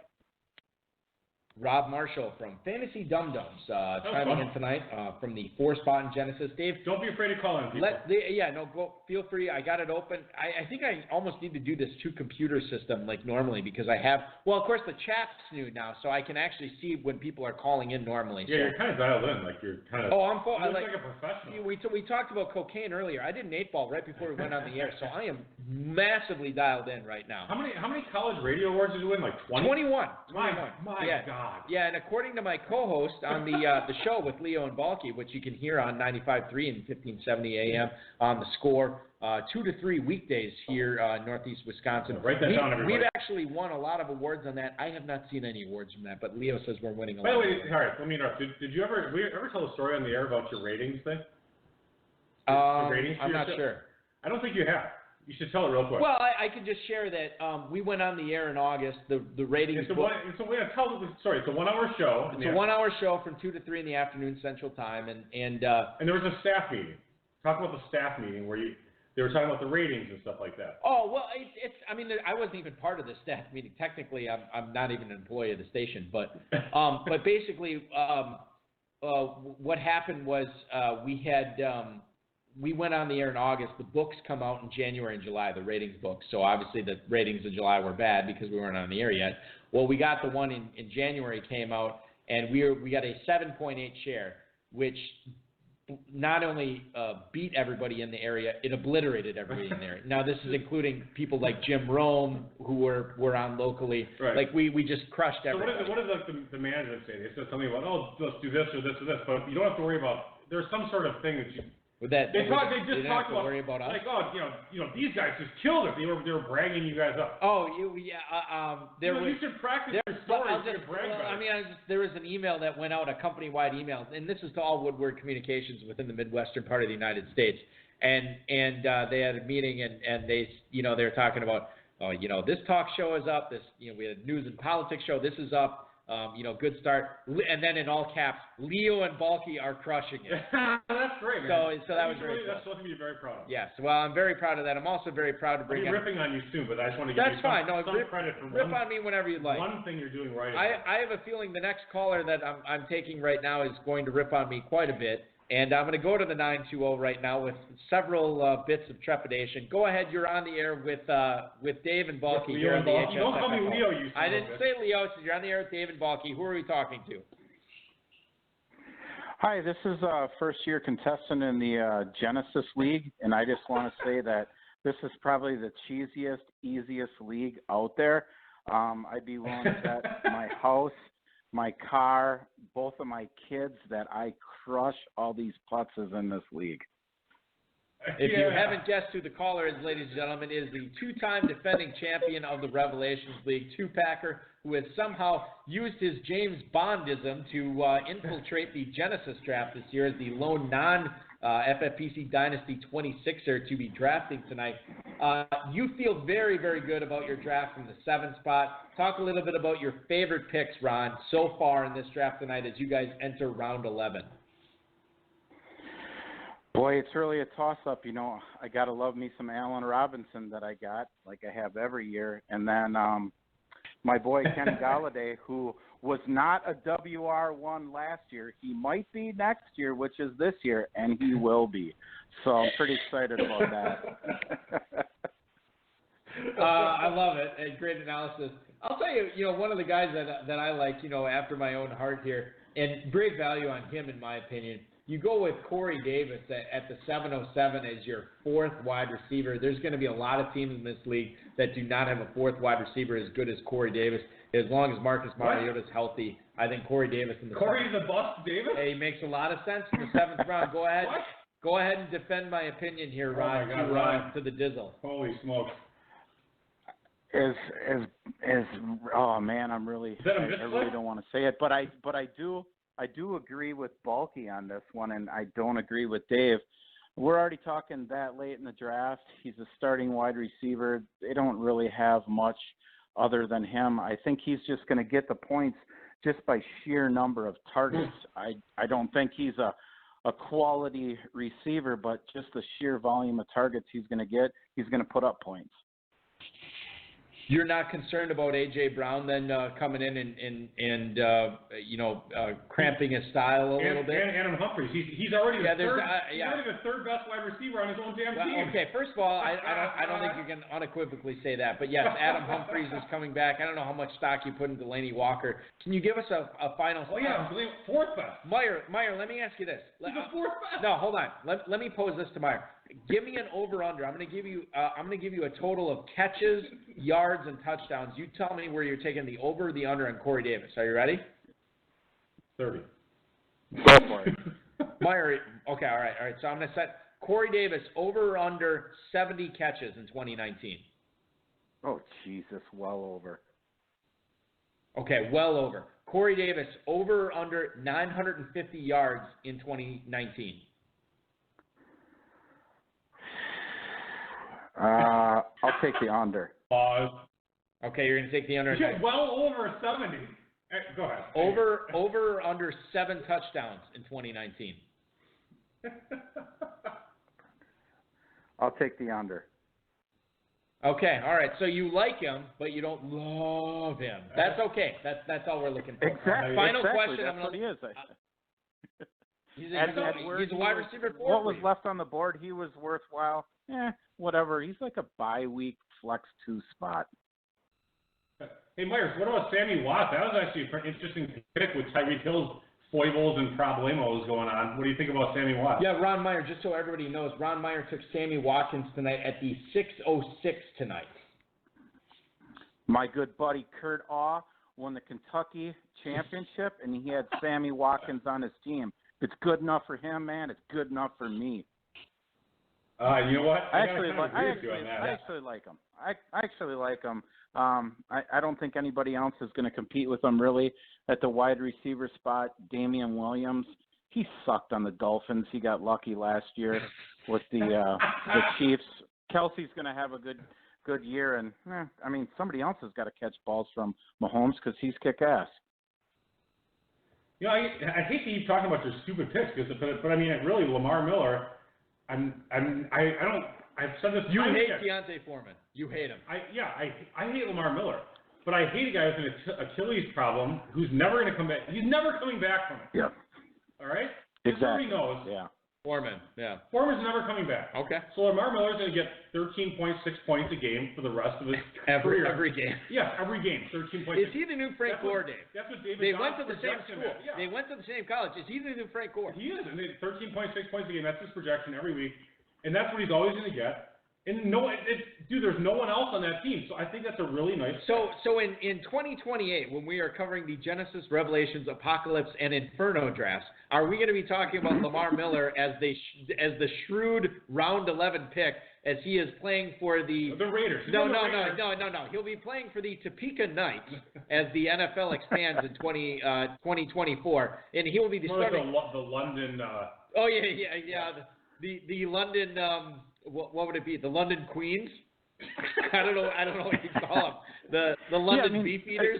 The London Al-Qaeda, probably. I don't think much No. I'm not tonight, my friend. You don't say that. We might get banned off YouTube. Not that. We're not going to get banned off YouTube. Meyer, last thing. Listen, I'm going to let you get. I know you're drafting in 2 drafts tonight. The last thing I want to get to. Let's talk about this Kyle Rudolph pick in round 9. Kyle Rudolph, who could be usurped by Irv Smith potentially at the end of 2019. Maybe it won't happen until 2020. But there's rumors he might be traded with New England. I look at this pick in the 9th round in a tight end premium league. There's a lot of upside here. Do you agree? Yeah, that's really why I took him. I was kind of hoping he would get traded. And at that spot, I didn't really like anybody at running back or wide receiver. I already have Ertz, who I'm really going to bank on at tight end, so he was just kind of a luxury pick for me at this point. Now I'm just going to start throwing some darts at different guys. I mean, we're already in round 12, so, whatever. I think Rudolph's a great pick. He's a starting receiver versus... Well, he's a tight end, but whatever. Starting tight end, but versus some of the guys that got taken before him at tight end there are a lot more projection into that. They just need to do things that I don't think they're going to do. Ron, last question. I'm going to let you go. Who wins the Kentucky Derby tomorrow? The horse that crosses the finish line first. I am. I've gotten. We'll all be up in Green Bay tomorrow betting on the ponies. I'm looking forward to it. I got a tip from Richard from Nemus Southside Market. Listen, if you're looking for craft brews or fresh fish, you go to Nemus Southside Market on Southland Avenue. I just want to let you know. You know what he told me to bet on for Kentucky Derby tomorrow? Bet on the brown horse. The brown-colored horse always wins. Really? I like that. Yeah, that's what he Sounds said. Good. We're gonna roll with that. I'm going to let you roll back into your drafts here, dude. Thanks for chiming in with us on the HSFF Hour tonight. We're going to talk again tomorrow. Good luck the rest of the way, man. All right, catch you guys later. See ya. At 2Packer on Twitter, as we can follow him. A lot of great stuff from Ron Meyer. Good stuff from him tonight. Now, here's what I'm going to do. Meyer's going to love me for this. What I am about to do is I am about to do the switch, Dave. I'm about to do the switch from Genesis coverage to Revelations. That means I have to talk. Now, you're going to have to talk here for a little bit. We are switching from, we're going to spend the next roughly 45 to 50 minutes on the Revelations draft tonight, Dave. You have the participants in front of you. Now, while I adjust the YouTube stream to the Revelations draft, you are going to talk about who is drafting where and who is participating in this Revelations draft tonight. Go ahead, my friend. All right, I'm actually pulling it up myself here, Balky. Okay, do you need me to vamp for a little? No, I don't need you to vamp. Okay, all right. I'm getting it ready. But so here in the Revelations League, we have Brett Studebaker, a.k.a. Stud Dynasty, one of the 20. There's what do we got, 2 26ers in this one. He has pick number 1. Robert Marshall, your mom, who we spoke with earlier. Right, exactly. Has pick number 2. Brian Studebaker, now if this is Dynasty League, I'd be wondering about how much scamming and trade problems we'd have. But Real Men of Genius, they may not, or may be related, I don't really know. Pick 3. Jake Balich. What did I say about? I always butcher it every year. We're going to call him Balich. Balich, yeah, that's fine. I'm sure probably not. Jake, listen. Jake has called in, I think, the last couple of years on this show. Feel free to call in again and correct us, because I know you've done it the last 2 years, and we continue to crap all over you. We love you. Please call in. Cactus Jake. He has pick 4. Vince Stapolino, our favorite Italian in this draft. VC Staff is his team name. Pick number 6, we call him BIP, but Biplab Mandel, the Rainmaker. And then we have our favorite Irishman, Kevin O'Connor. Fantasy Cesario at pick number 7. Mike and Todd Aaron, the Mad Genius of FB 150, pick 8. John Terry, that's Aunt Jemima. He's going by AJ in this draft. He's being a little sneaky. Pick 9. Zeb Cap, making all sorts of, what's the codpiece jokes? Making codpiece jokes. I believe his team name in this league last year. Rhoda Smallwood. I believe his team name last year in this draft was Gerzak's Codpiece. Great. So this time he Rhoda Smallwood apparently is the team name. Ron Meyer goes with his true name 2-Packer, pick 11. And Dario Amati, unlike in the Pros versus Joes, he doesn't get to draw the draft pick, so he got screwed on this one. He got pick number 12. Usually he gives himself a nice fat pick in the Pros versus Joes. Don't tell anybody that Dario Amati first of all, fixes the picks for himself. That is 100% not true. I mean, he always gets like the 4 pick. I'm just kidding. Armani's the most honest guy I know. Actually, he's also one of my favorite Italian friends in this draft. I look at the vowels at the end, Balky, and that's how I can always tell. So let's see here. Let me just pull up the thingy. You go ahead. They're in the 10th round already. Well, God, they're getting crushed by this other one. All right, I'm going to go through the first round while you're farting around over there. Yeah, I'm having some difficulties. Listen, no surprise. It is Pros versus listen, there's been some issues this year, but I'm going to get it up in less than 2 minutes here. As the kids would say nowadays, first round, the first 2 picks were cray-cray, because Ezekiel Elliott goes with pick 101 to Stud Dynasty, or Saquon Barkley. Your mom, he must have been uber surprised, because Barkley goes at pick 102, got a little value there possibly. Alvin Kamara, I always pronounce it wrong, I don't really care. It's Kamara. Whatever, pick 103. My boy Christian McCaffrey, pipes of gold, he's running around like a track star, training like mad. Goes at pick 104. Yeah, you should talk about that. Can you quit talking? If I'm talking, you're not talking. But stop a little bit. Just stop at the 104. Talk, because you tweeted out an article about Christian McCaffrey training with this track coach today. Did you read the article? Or did you I read it. Yeah, he's training with this track coach. We helped him prep for the. I think he coached him or trained him a little bit at Stanford. Maybe I'm misreading that, but he prepped him for the combine. And McCaffrey, he does explosive type workouts, and it's really interesting. In that he does a workout similar in some ways to Russian powerlifters in that he'll run a sprint and then he will wait a good full 5 minutes to let his ADP reset. And that's his ADP. I'm sorry. Go with that. That's hilarious. But it honestly might be ADP for a muscle. Yeah, you know what? It's muscle. It is ADP. It is. That's fantastic. Adenosine phosphate, some other bullshit. Adenosine phosphate. You know what?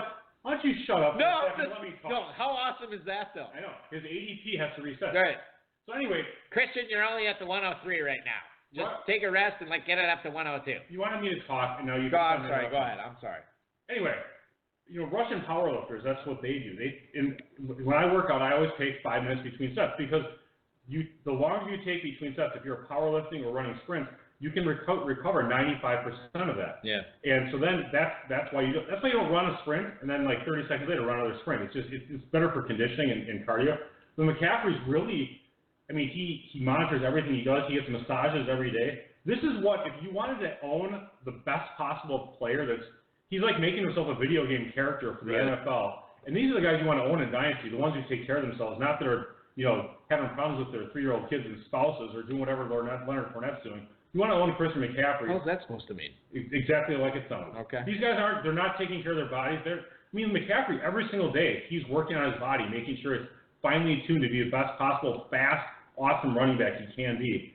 I've said it before, I would have no problem considering McCaffrey as a 101 in redraft. Okay. I know you have no problem considering him there. I would take him at 101 right now. Okay. At 1 pick. All right. Fair enough. I like Barkley, but Manning sucks. Manning sucks, and McCaffrey set the running back receptions all-time record in his second season. Now, granted, Cam Newton was dinged up, hurt, and whatever. Couldn't throw it downfield. Right, so that's the argument. You should be upping DJ Moore and downing Christian McCaffrey. But I'm not downing McCaffrey. I think he's a phenomenal, super, super, super high floor back. If he doesn't get hurt, his floor is like RB4. All right. Do you agree or disagree? I disagree. I'm going to ask you this. If I set the over-under at 1.5 teams, Dave, are you taking the over-under on teams that you have McCaffrey and DJ Moore on this year? Are you saying you have more than 1.5 or less than 1.5? Say again on what? On teams you have both McCaffrey and DJ Moore on. Christian McCaffrey, ADP and FFPC best ball right now. I only have 3 redraft teams. You have more than that. Kentucky. Five. Think about Kentucky. 5. So I have 3. We have 3 main events and 2 big payback. That's it. 5. Okay. All right. So. Well, this is stupid. Okay, then just forget it. What if I said it at half? Half? Yeah. Take more than the half. over. All right. Okay, fair enough. I would actually say 2.5. Okay, 2.5. Okay, so you're taking the over at 1.5. That's what I was looking for. Sure. Let's go to the 803 here as we shift to Revelations coverage tonight. 803, you were on the air with the High Stakes Fantasy Football Hour honchos, Balky and Dave. Who are we talking to?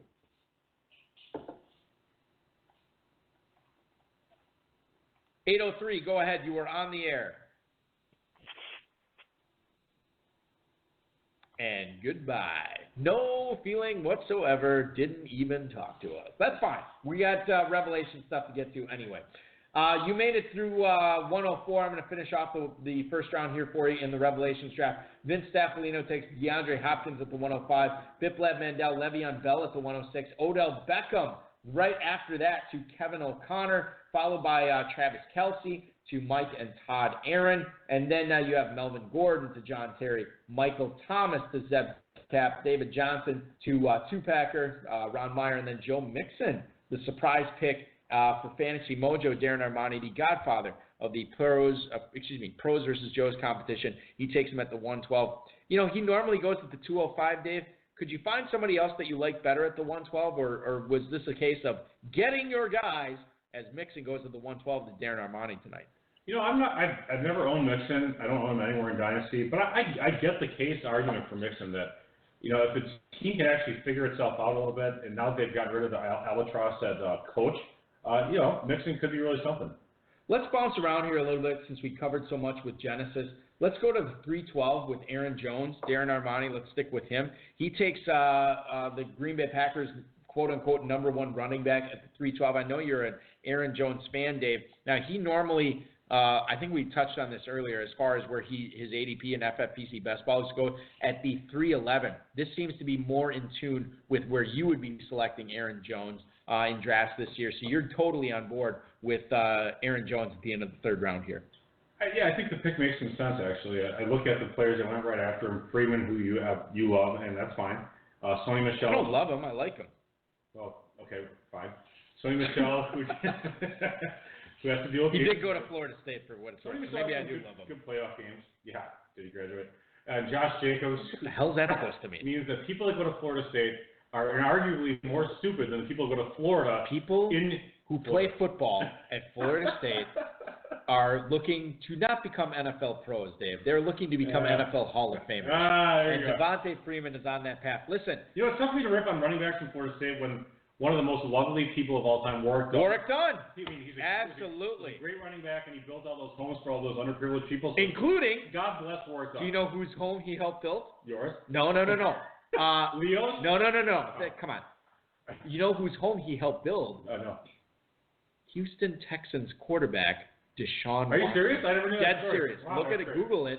Warwick Dunn helped his family find a home. That's awesome. See, I love Warwick Dunn. We're gonna help find a home for the 803 caller that is back on the air. Hopefully you can hear us now. You are on the HSFF Hour with Balky and Dave. To whom are we speaking with tonight?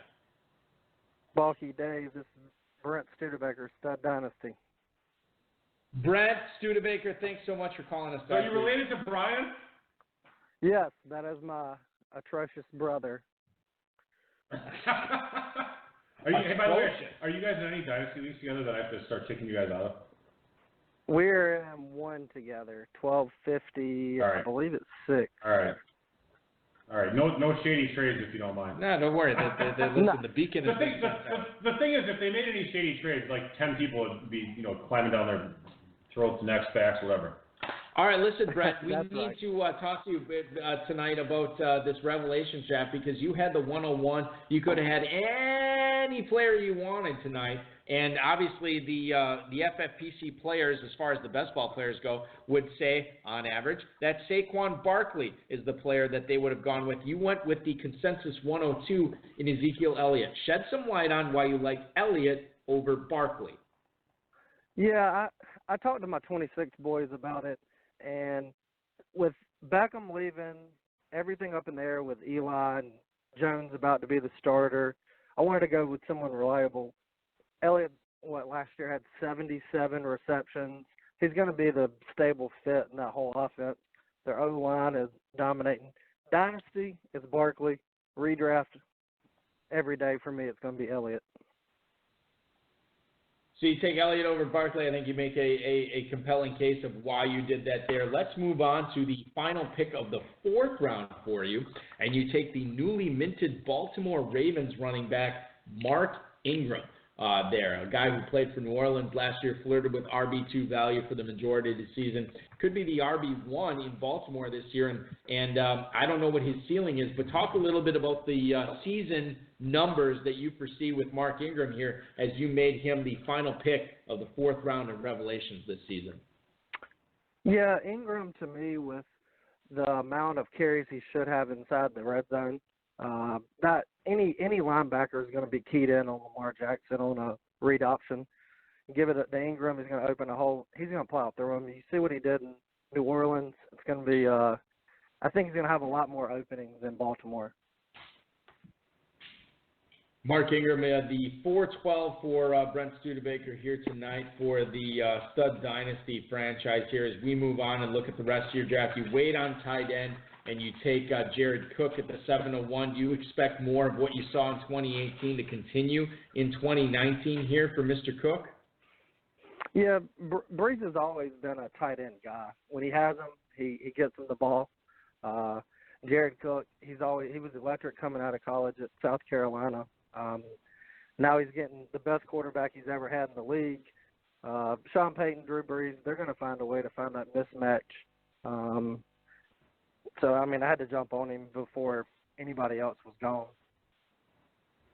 I think that's my pick. Yeah, no, I'm totally with you on that for sure. You make Cortland Sutton your number 3 receiver here with the final pick of the 8th round. Cortland Sutton, who caught passes last year in Denver from a quarterback not named Joe Flacco. It was Case Keenum. He'll get passes from Joe Flacco this year. And, you know, he dropped a lot of balls last year, but certainly you got to believe he is the number one receiver in Denver. And I think and correct me if I'm wrong, you're looking for a leap forward, and you expect a leap forward for Sutton here in 2019, Brent. Yeah, I'm hoping for the leap. I'm like Peyton Manning. He likes the big receivers. He's the big guy. Flacco, Love, Michael Crabtree. I'm leaning more on Flacco throwing to the big guys.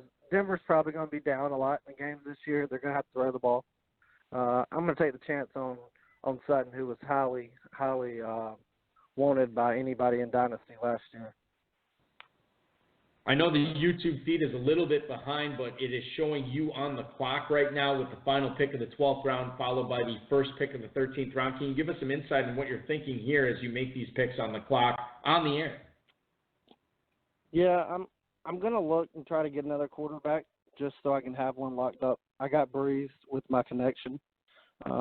What better than to get the GOAT, Tom Brady? I'm going to go ahead and take him. Yeah, they're going to throw the ball. I love it. And then the next pick, I haven't really looked into it, so I really don't know about that one yet. Well, no, that's fine. Listen, leave him alone. No, I'm going to leave you alone. Let me just talk. Brent, go ahead, and you can chime in after you make the pick here. But here's what I love, Dave. Brent, don't worry about it. 2019 revelations here, Dave. In the 11th and 12th round, Brent Studebaker is going Drew Brees and Tom Brady as his quarterback combo, and he gets them in the 11th and 12th round. That is filthy. Look at the pick before. It's ridiculous.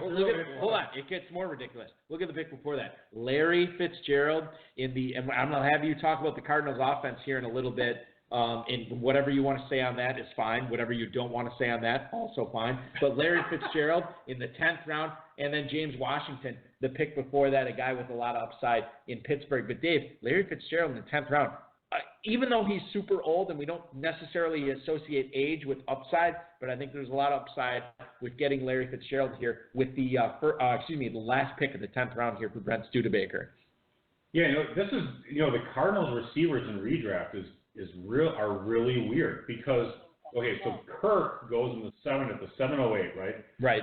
Fitz goes at the 10 10-12. 10-12, yeah. 12.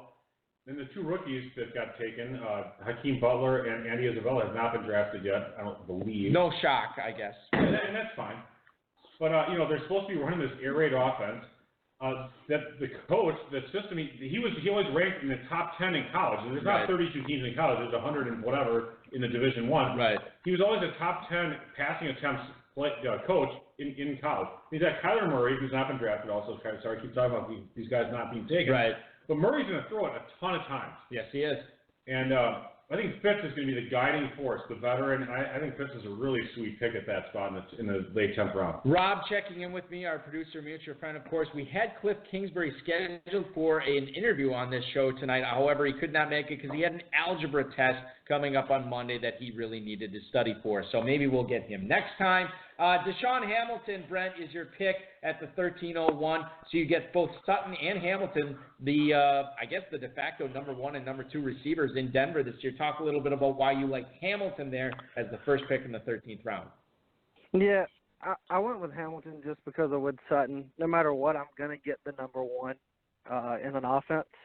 And being this late in the draft, you want to look for, a potential number 1 with upside players. Hamilton provides that. He came on strong at the end of the year. If Sutton doesn't pan out, I believe Hamilton can. And with the receivers I have, I need an insurance policy somewhere. With having Corey Davis, who is underproduced. He has indeed. You have a lot of bullets here to fire, even if some of those shots miss early on. I like the draft so far, Brent. Keep it up. You got 7 more rounds to go here in Revelations. Thanks so much for chiming in with us tonight. We really appreciate it. Enjoy the rest of the draft, dude. I appreciate it, Bucky and Dave, and go 26ers. Yeah, go 26ers indeed. Brent Studebaker, the Stud Dynasty squad, drafting out of the 1 hole in Revelations tonight. Dave, I said I wanted to sort of bounce around this draft and just center on a few picks in every round, given where we're at right now. Darius Geis at the 410 tonight. He goes to Brian Studebaker at the 410. Can you talk a little bit about your thoughts on Darius Geis as he tries to come back from a really, really bad preseason injury for the Redskins running back last year?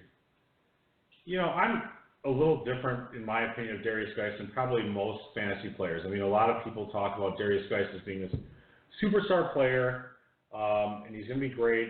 And, I did not really I was not a big fan of Darius Geis coming into last year, and the reason is that he's not a pass-catching back. I didn't think he would have that possibility. So because of that, I didn't care for him, as well as a couple other things. And so then he got the injury, and then not only that, he had the surgery, and he tried to come back, and there were some complications. I just feel that there's a lot of risk factors with Darius Geis, and I appreciate that people love Darius Geis and that they've got a lot invested in him, and I know he's still commanding a significant trade value in Dynasty. I'm just not personally someone that's on board with Darius Geis. I think that's. I also, on top of that, I think the Redskins are a train wreck of an organization. from the very, everyone knows. What's wrong with Dwayne Haskins? From the very top of management on down. I think the owner, stupid Snyder, was Snyder. He was in the draft, in the room, helping make decisions. Well, he does own the team, my friend. Yeah, exactly.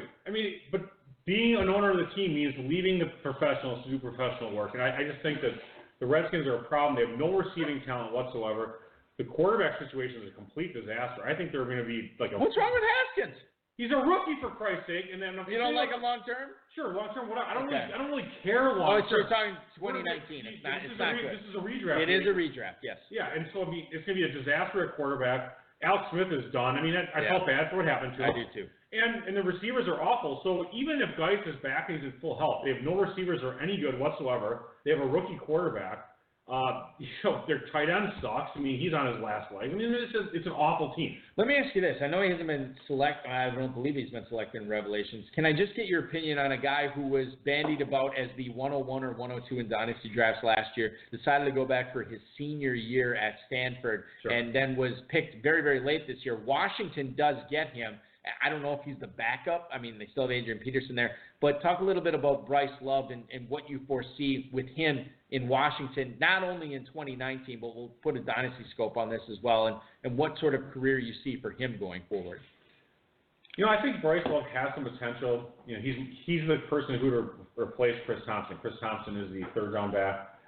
Probably not going to be there after this year. And you still deal with Adrian Peterson with Geis, by the way. He's still kind of hanging around so there's that. I didn't think Love was the very most explosive player, but I think he's worth a third-round pick. Why not? Give it a shot, right? He's a guy who had a ton of yards, touchdowns, and so on. So I think Bryce Love for Dynasty is worth it. I think he's worth almost nothing in redraft, though. All right, let's move on and talk about another rookie here that got selected tonight by Kevin O'Connor at the 507 in this draft as his number 2 running back behind Derrick Henry, and that's Miles Sanders, the rookie out of Penn State. The Nittany Lion, who, by the way, that's the team that my son plays for in the Appleton YMCA Flag Football 5 and Under League. I saw your son had a huge touchdown on Twitter. That wasn't a touchdown. Did you see the video? Yeah, I saw the video. Okay, so I said. He ran around a lot. No, listen. I said this on the Score on my afternoon show. Follow me on Twitter at Eric Balkman. You can look at the video. He had the patience of Le'Veon Bell at the line of scrimmage, right? The speed of Alvin Kamara to get to the outside, and then he had the cutback of LaShawn McCoy when he got to the side. He doesn't even understand out of bounds, and he knew to cut back. Nice. And then it's flag football, right? Grab the flag. No. Took 6 guys to tackle him. So, yeah, you went beast mode at the end. I loved it. That's pretty cool, actually. And, of course, I talked to him on Thursday. I'm like, hey, I'm excited to see you out there again tomorrow on Saturday morning. He's like, I don't want to play football. Oh, did he really say that? Yeah, he's like, well, he says this about everything. And then when it gets – his first day of flag football, I didn't even talk to him about it. Saturday morning at like 7:30 in the morning, he was doing wind sprints in the front yard. Oh, really? Like back and forth. I'm like, what are you doing? I'm warming up. I'm like, all right, that's fine. He's a very cool personality. He's an interesting cat. I feel like he's already like a radio personality. He's got a future in that. If he inherits his dad's athleticism, he has no future in sports. But he may have a future in potentially being my co-host someday. You're probably descended from Europe, so yeah, you're definitely. No question. Yeah. Well, I mean, honestly, it's not in your genes. All right, so getting back to Miles Sanders, it's not in my pants either. Hashtag radio joke. Miles Sanders as the number 2 running back for Kevin O'Connor in the 5th round. Is this a guy that you can get behind? Don't answer that question. You're right. I wouldn't answer it. Let me preface this by which side you fall on in this, Dave. Sure. 2 schools of thought on Miles Sanders. He's going to a situation and a coaching staff that loves mixing and matching running backs, playing them, and never, really centering on a guy. He's going to that situation. Or do you view Miles Sanders as the reason they have been mixing and matching is because they haven't had a back as talented and as well-rounded as Miles Sanders is as he enters the Philadelphia Eagles backfield, and he could be a true 3-down back in Philadelphia. Which side do you fall on that? You're not allowed to say anything in the middle. Go. If I'm not allowed to say anything in the middle, I would say more on the RBBC, not a 3-down back. Oh, come on, man. You're not giving me any leeway. All right, I'll take it back. Give you some leeway just so I can get on board with what Fine, all right. I think Sanders in the 5th round is a risky pick. I think it's tough because well, he wasn't in the 3rd round, was he? 5th round. I said 5th. Oh, 5th. Okay. 5th round pick. I still think it's a risky pick. He's a talented back. He looks good. Runs good in shorts and all that stuff in the combine.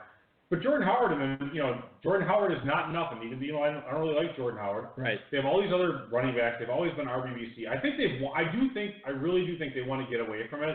I think they'd rather have Sanders get most of the action. So I think there's some upside with that pick. I think the 5th round for Sanders would be an all right selection if it was a main event draft, because then you're like, okay, I'm competing against up to 2,000 other teams, 2,400, whatever it is.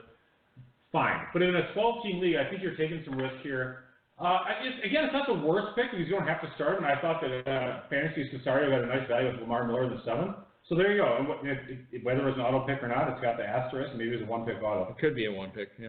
So anyway, I think it's just had early on Sanders. I mean, I'm assuming he's going maybe in the 7th or so. I can tell you right now where he's going, allegedly, as I just make. What are you drinking? Bug Zapper Ale? Yeah, this is the Avery Brewing Company Bug Zapper. It's good stuff. Like I've had this before. This is out of shout out to everybody who is in Boulder, Colorado, listening tonight, because that is where the Avery Brewing Company brewery is. But Miles Sanders, Dave, is currently going at the 704 in FFPC best. All right, so I didn't know that, but yeah, so there you go. You're getting about a pick and a round and a half too early. Could have got him in the 6th round, so that's kind of where I'm at. I agree. Oh man, that's sour. Okay, good stuff. All right, let's move on. Let's move on here, Dave. And we just talked about Miles Sanders, the rookie out of Penn State, going in the 5th round tonight. As we look into the 6th round, let's talk about Ron Meyer's favorite player going at the 603 tonight, and that's Will Fuller going to Brian Studebaker, the Real Men of Genius, taking him at the 603 tonight. Houston Texans, they have Kiki QT. They obviously have a 610. Thank you. The bug zapper is going right to my head.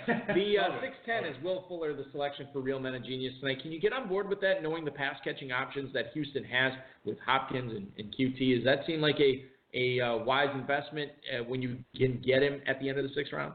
Yeah, if I knew Fuller was going to stay healthy all year, I could get behind it. I just don't know that. And when Fuller and QT were both healthy together, it seemed like QT was, and again, I don't have the stats or the game logs in front of me. Seems like QT was actually doing quite well. He's getting like 10 catches a game and stuff like that. Well, I mean, that wasn't every game, but he had a few games like that. So I don't know. To me, Will Fuller is a little bit of Deshaun Jackson, kind of a one-trick pony. I would never put him in the starting lineup and hit the save button and be like, oh, I'm so happy about it. Oh my God. And I'd just be like, oh no. So not really a player for me. Sorry. That's fine.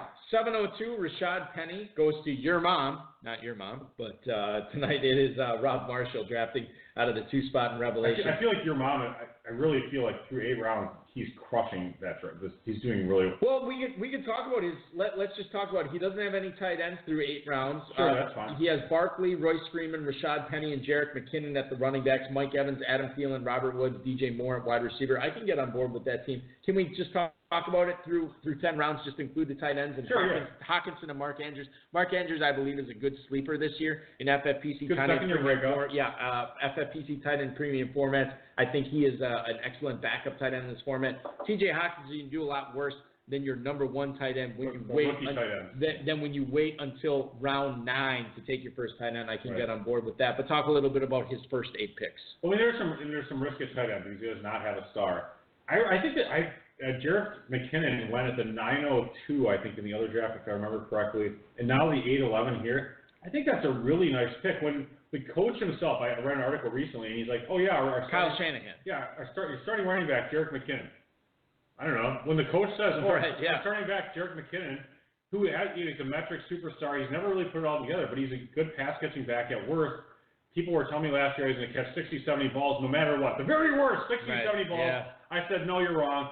They were wrong. But that's okay. But nevertheless, it is true. It's possible that he catches 60 or 70 passes this year. And if he is a starting back, he could be fantastic in the 8th round. Gets Freeman and Penny, the two heads-up rookies from last year that underproduced.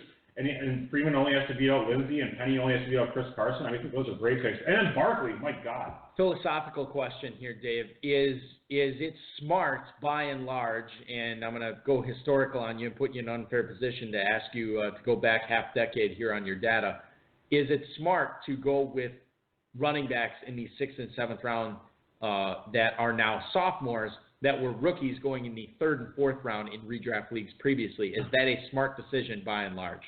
I have no idea.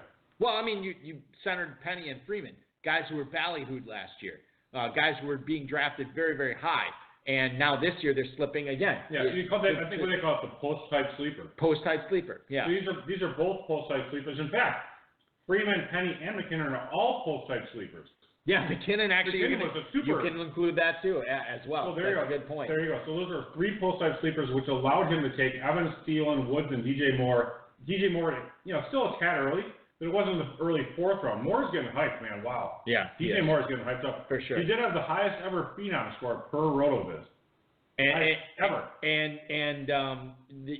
You go on Twitter, it's hard, especially when you go on fantasy Twitter, it's very, very difficult for you to log in and not see another positive stat about DJ Moore going forward, especially in 2019. A lot to like about DJ Moore, a lot to like about our next caller as we go to the 913 here, Dave, and go to the phone lines here. You are on the air on the High Stakes Fantasy Football Hour with Dave and Balky. To whom are we speaking with tonight? Hey, Dave and Balky. This is John Walter, NFL Style from Genesis.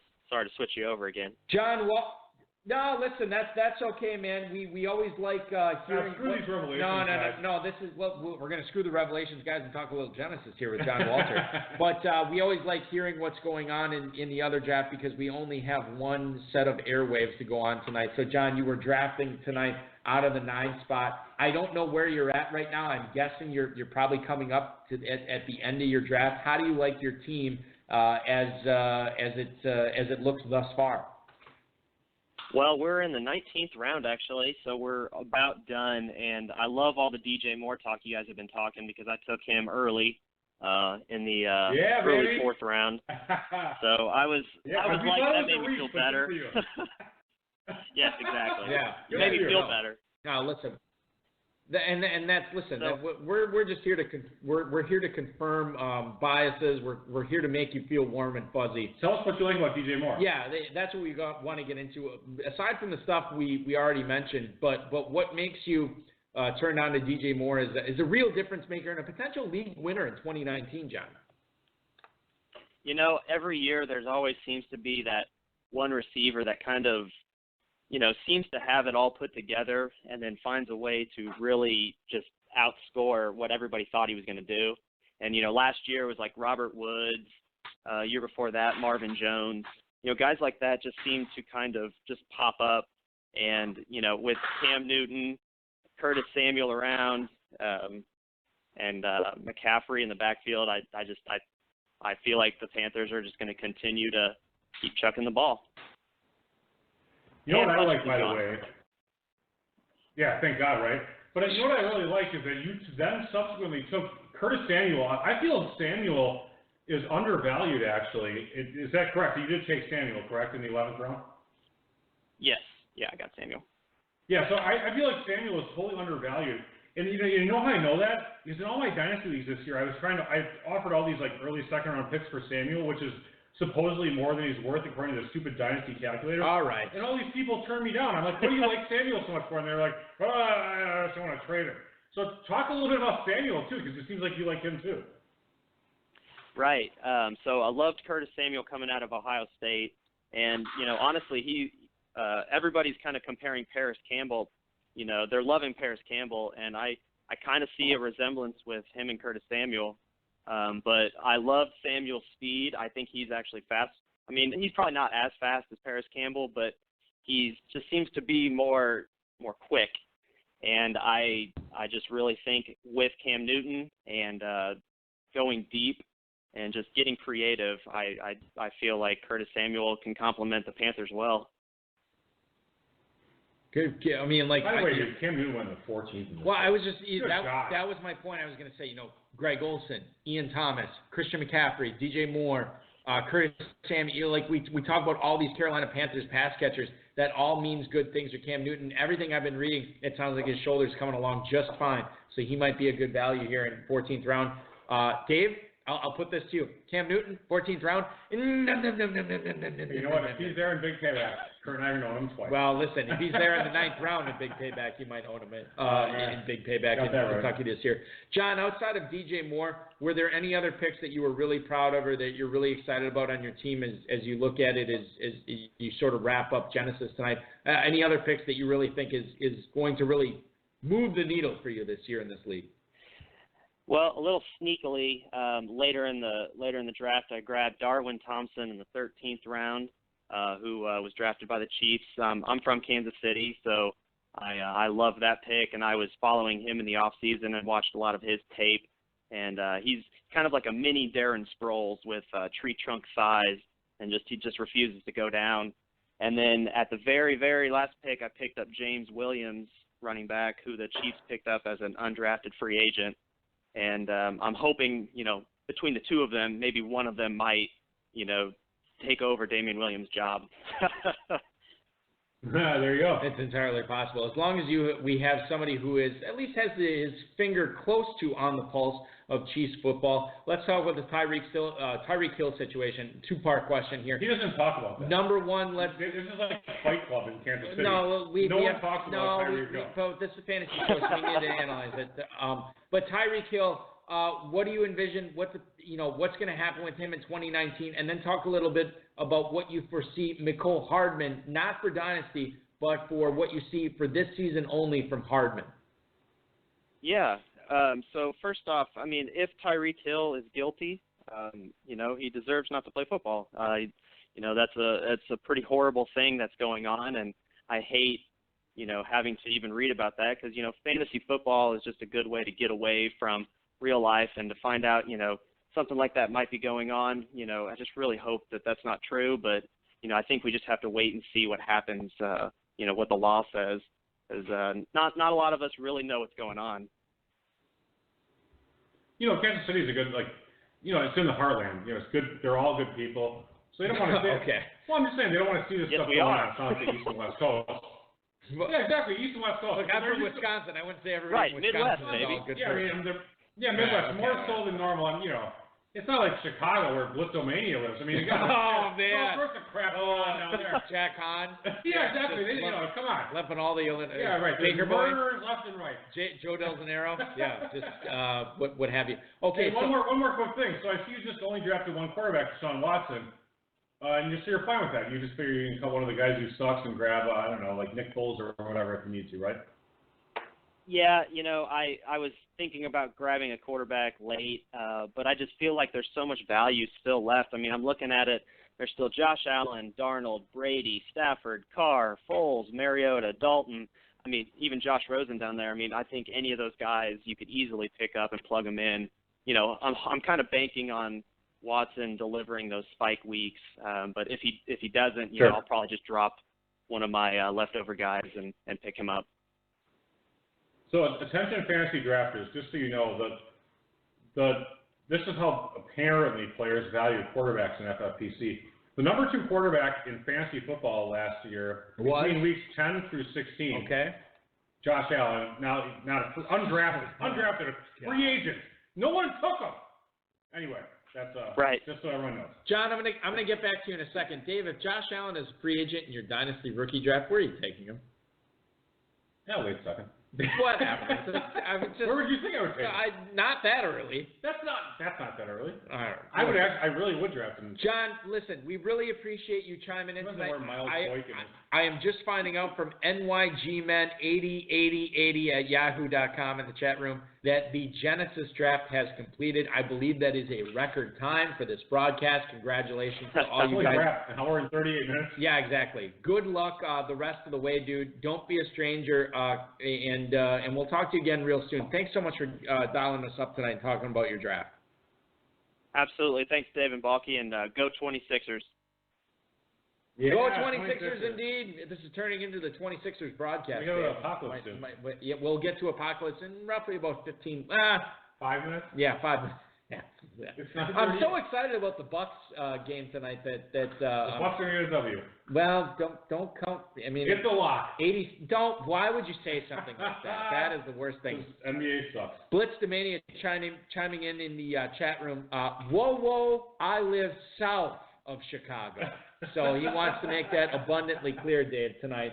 Let's get back into the Revelations draft here and talk a little bit about what's been going on since we last checked in, and it's been a while, quite frankly. Let's talk about the pick that Darren Armani made at the 7-12. Now, Darren Armani, we should mention, is the guy who helps, not even helps, he really does 99% of the work. That's like saying that the conductor of the orchestra helps to... Right, yeah. I mean, he basically puts together the Pros vs. Joes every single year. FantasyMojo.com is a great resource for FFPC ADP, whether it be Dynasty rookie stuff, what have you. I'm a subscriber. Whatever. Yes, and you should talk about his Dante Pettis pick at the final pick of the 12th. Why should I talk about it? Well, because I want to get your insight into this. Why don't you talk about Dante? All right, I'll talk a little bit about it. Dante Pettis, to me, as your number 3 receiver, and I know he waited on receiver. He drafted Ertz. He drafted Mahomes. Dave, he violated the cardinal rule. Don't draft a quarterback and a tight end early in the FFPC. Now, Dante Pettis, for what it's worth, his ADP, boom. According to FantasyMojo.com, 7-12. Where did he take him? The 7-12. So he is dialed in to the ADP he publishes on FantasyMojo.com. But I don't know. I'm a little bit skittish of not only Dante Pettis as my number 3 receiver, but Chris Godwin is my number 1 receiver. Yeah, I have to agree with that. I mean, Dante Pettis, last year, he played 12 games, started 7, had 45 targets, 27 catches for 467 and 5 touchdowns. I mean, you can spin stats however the hell you want. That ain't good. So, so you're spinning them negatively here. I'm not spinning anything. I'm just saying, is that good? No. Okay. It's not that good as a rookie. Right. If even Sammy Watkins, who has subsequently underperformed, he had like 900 yards and 8 touchdowns as a rookie. Sure. Really good players who do well. Who did really well as a rookie in 2017, and then Cooper Kupp, and then Juju Smith-Schuster. And guess what? Holy shit, they did really well in 2018. You know what I mean? They broke out. Actually, it was the other. Anyway, Kupp. The point being, you have to have guys who actually perform. You do indeed. And listen. I'm not going to say I know more than Fantasy Mojo, Darren Armani, because, quite frankly, I don't. Blitzdomania, the returning champion of the Kentucky Fantasy Football State Championship, in the chat room. Fantasy Mojo is awesome. Shane P. Hallam, FFPC Dynasty champion. Mojo is the best. So I'm not. I mean, he is the best, but just because I don't like Dante Pettis doesn't mean. No, that's fine. Let's go to somebody. I like the Tyler Boyd pick. No. Let's go to somebody who I believe does like Dante Pettis here it comes. As we go back to the 920. Go ahead, caller. You're on the air with Dave and Balky on the HSFF Hour. Hey guys, it's Meyer. How can somebody be against Dante Pettis? That guy is a stud. Everybody loves that guy. He will by everybody, I'm assuming. He will by far lead the 49ers in receptions, yards, touchdowns, everything. And he's almost an all-pro. And that, that could be true, but he could have 50 for 706. Now, let me tell you something, Dirk Zach, okay? I am the defending back-to-back champion of the Revelations League. If that guy's going to reach and take Dante Pettis, it's not really a reach. It's very good because I say it's good.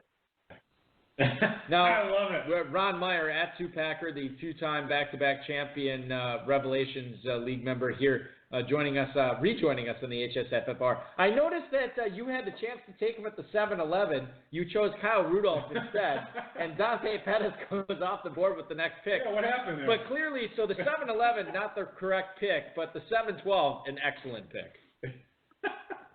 802, he was mine. I already had him queued up. I was throwing stuff. I bet you did. The dog. I beat my wife. Easy, Tyree. All right. So Meyer, we talked to you about your Genesis draft earlier. Let's talk about your Revelations draft right now. Your early analysis. How did the two teams relate to each other? Do you like one better than the other? Is one significantly a bigger contender than the other, or are they about the same? How do you read these two teams?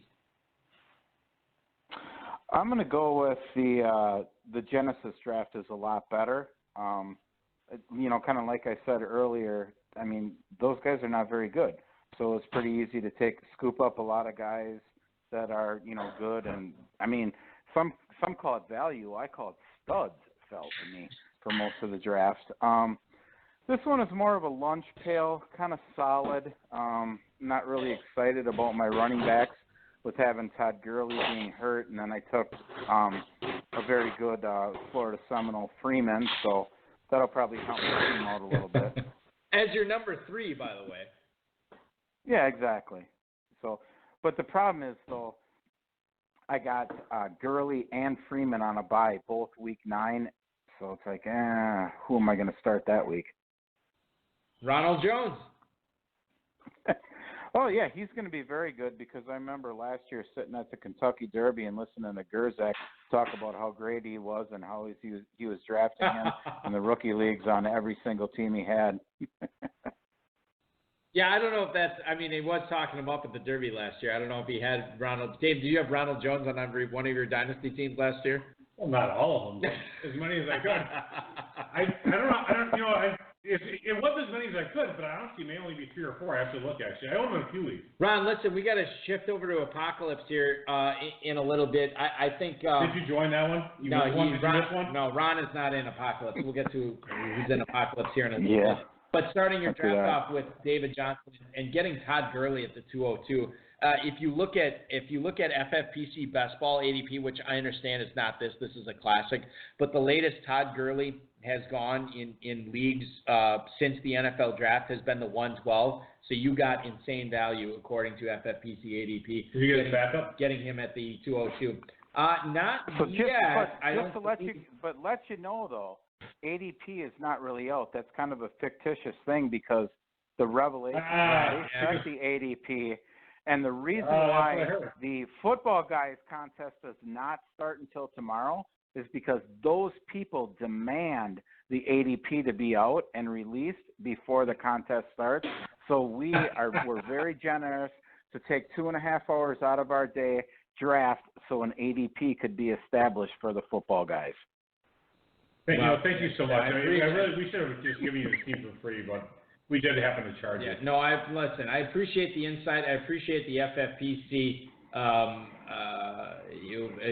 positive, kind words about the contest as well. That is always well received by you. Listen, we're going to talk about the brown horse that's going to win it all tomorrow. I'm going to let you go and let you finish up Revelations here, my friend, and we'll talk to you about, roughly in about 13 hours for me, because I'm going to be a little bit late up to the casino tomorrow, but I will talk to you then. Roy's picking up at 8:30 and me at 8:35 and 30 seconds. So be ready. So don't fuck around. We will see Big Time Bulky a little later in the day. Have a good night, guys. Yeah, that's the way it goes. It'll be morning, though. It'll be morning. It will be morning. No, 10:30ish is when I will be up there. We'll be at the Oneida Indian Gaming Casino in Green Bay, off-track betting window, by 9 a.m. tomorrow morning. And if you don't feel like a degenerate loser gambler, when you will. I will tomorrow morning at 9 a.m. when I go in there and smell. Smell the smoke and the bingo dabbers. But let me ask you this: maybe you don't feel that way because you look around you. Yeah, I look around and there's like us and 4 other losers. It's terrible. Anyway, it's a lot of fun. So anyway. So here's what we're going to do for the last 12 minutes of the show. Yeah, we're going to shift to the Apocalypse. Dave, talk a little bit about this Apocalypse draft. Before you mention who's in it, talk a little bit about why this came into being and why it's special tonight. Yeah, this is actually a special draft. And I look at the players in this draft. These are some heavy hitters, man. Wow.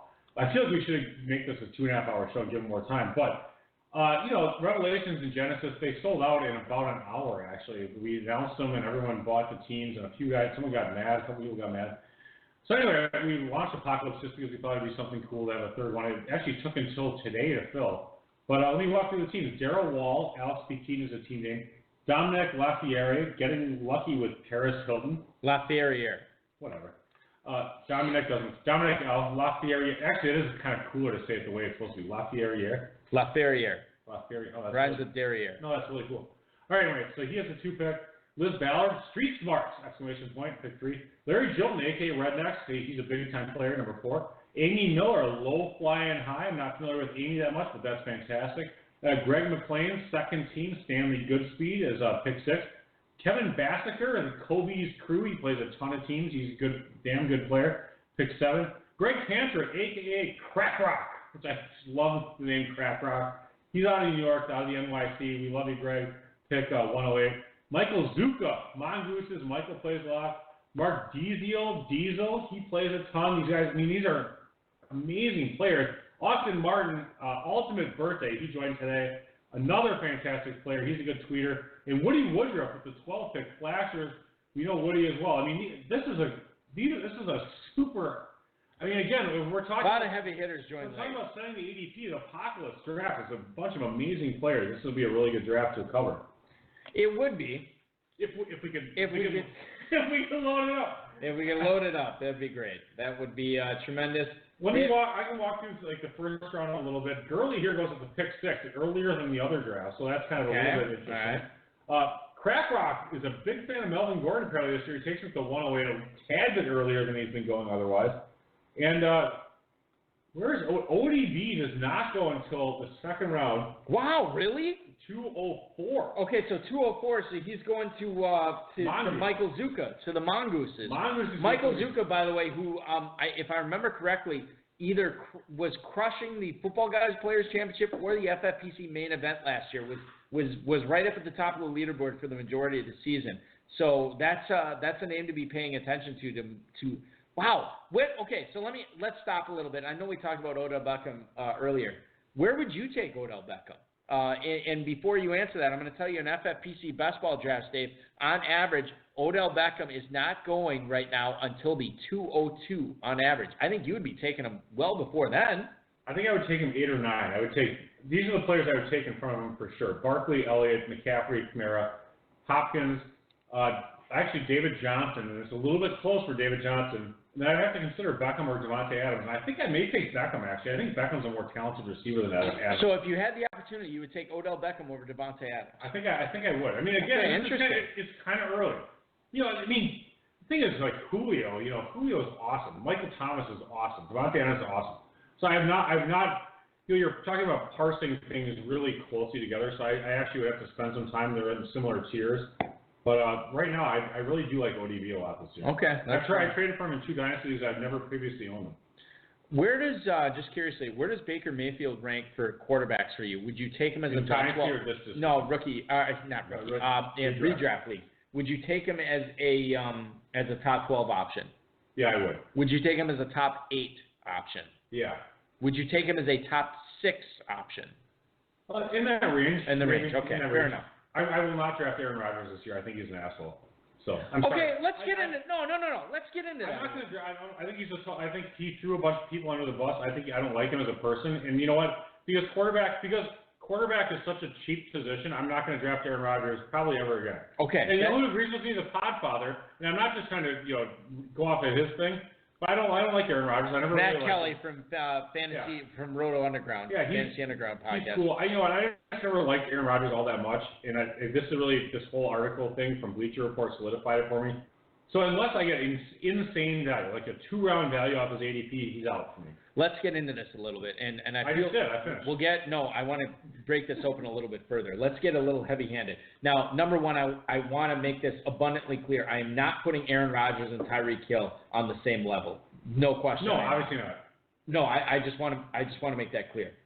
But as far as not liking a player, like who they are as a person, how they carry themselves, what they do you think, well, clearly you don't think it's a mistake to say, hey, I don't like Aaron Rodgers, I don't want to root for him, I'm not going to draft him. But you know what? Somebody else will. Right.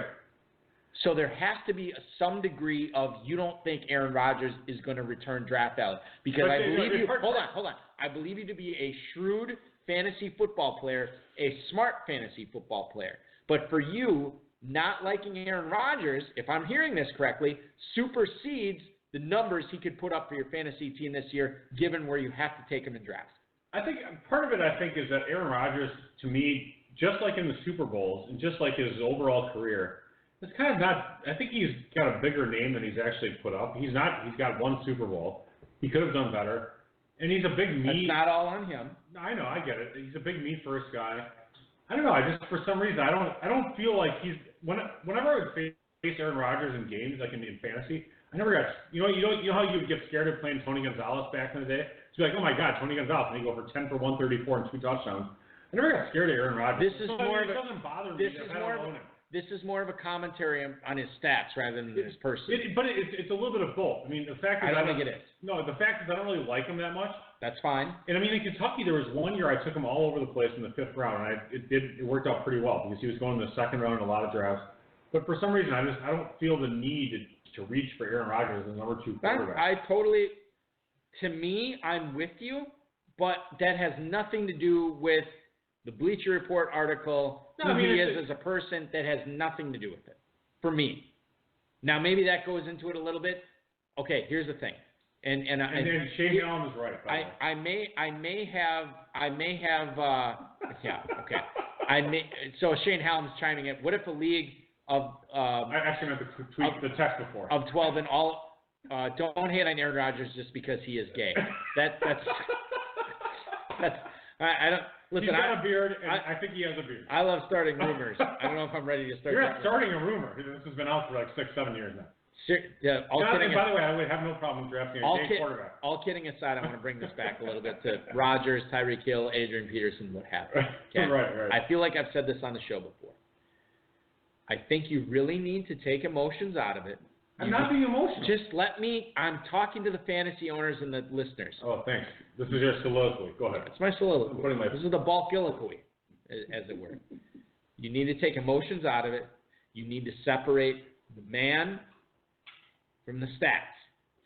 In the same way that, God, I'm going to get, hopefully nobody cares. In the same way, like R. Kelly, Michael Jackson, this stuff that's been going on with them last 2 months. Louis Farrakhan. Separate the music from the person, okay? And if you can't do that, that's fine. But in fantasy football, you got to separate the person from the stats. And if you can't do that, and if you can't condone drafting Tyreek Hill, drafting Adrian Peterson, different positions, what have you, that's fine. But know that other people in your league will have no problem doing that. They'll have no problem drafting Tyreek Hill at the level that they think that he should be going at. They'll have no problem drafting Adrian Peterson at the level they think that. Hold on, that they. No one cares about Adrian freaking Peterson.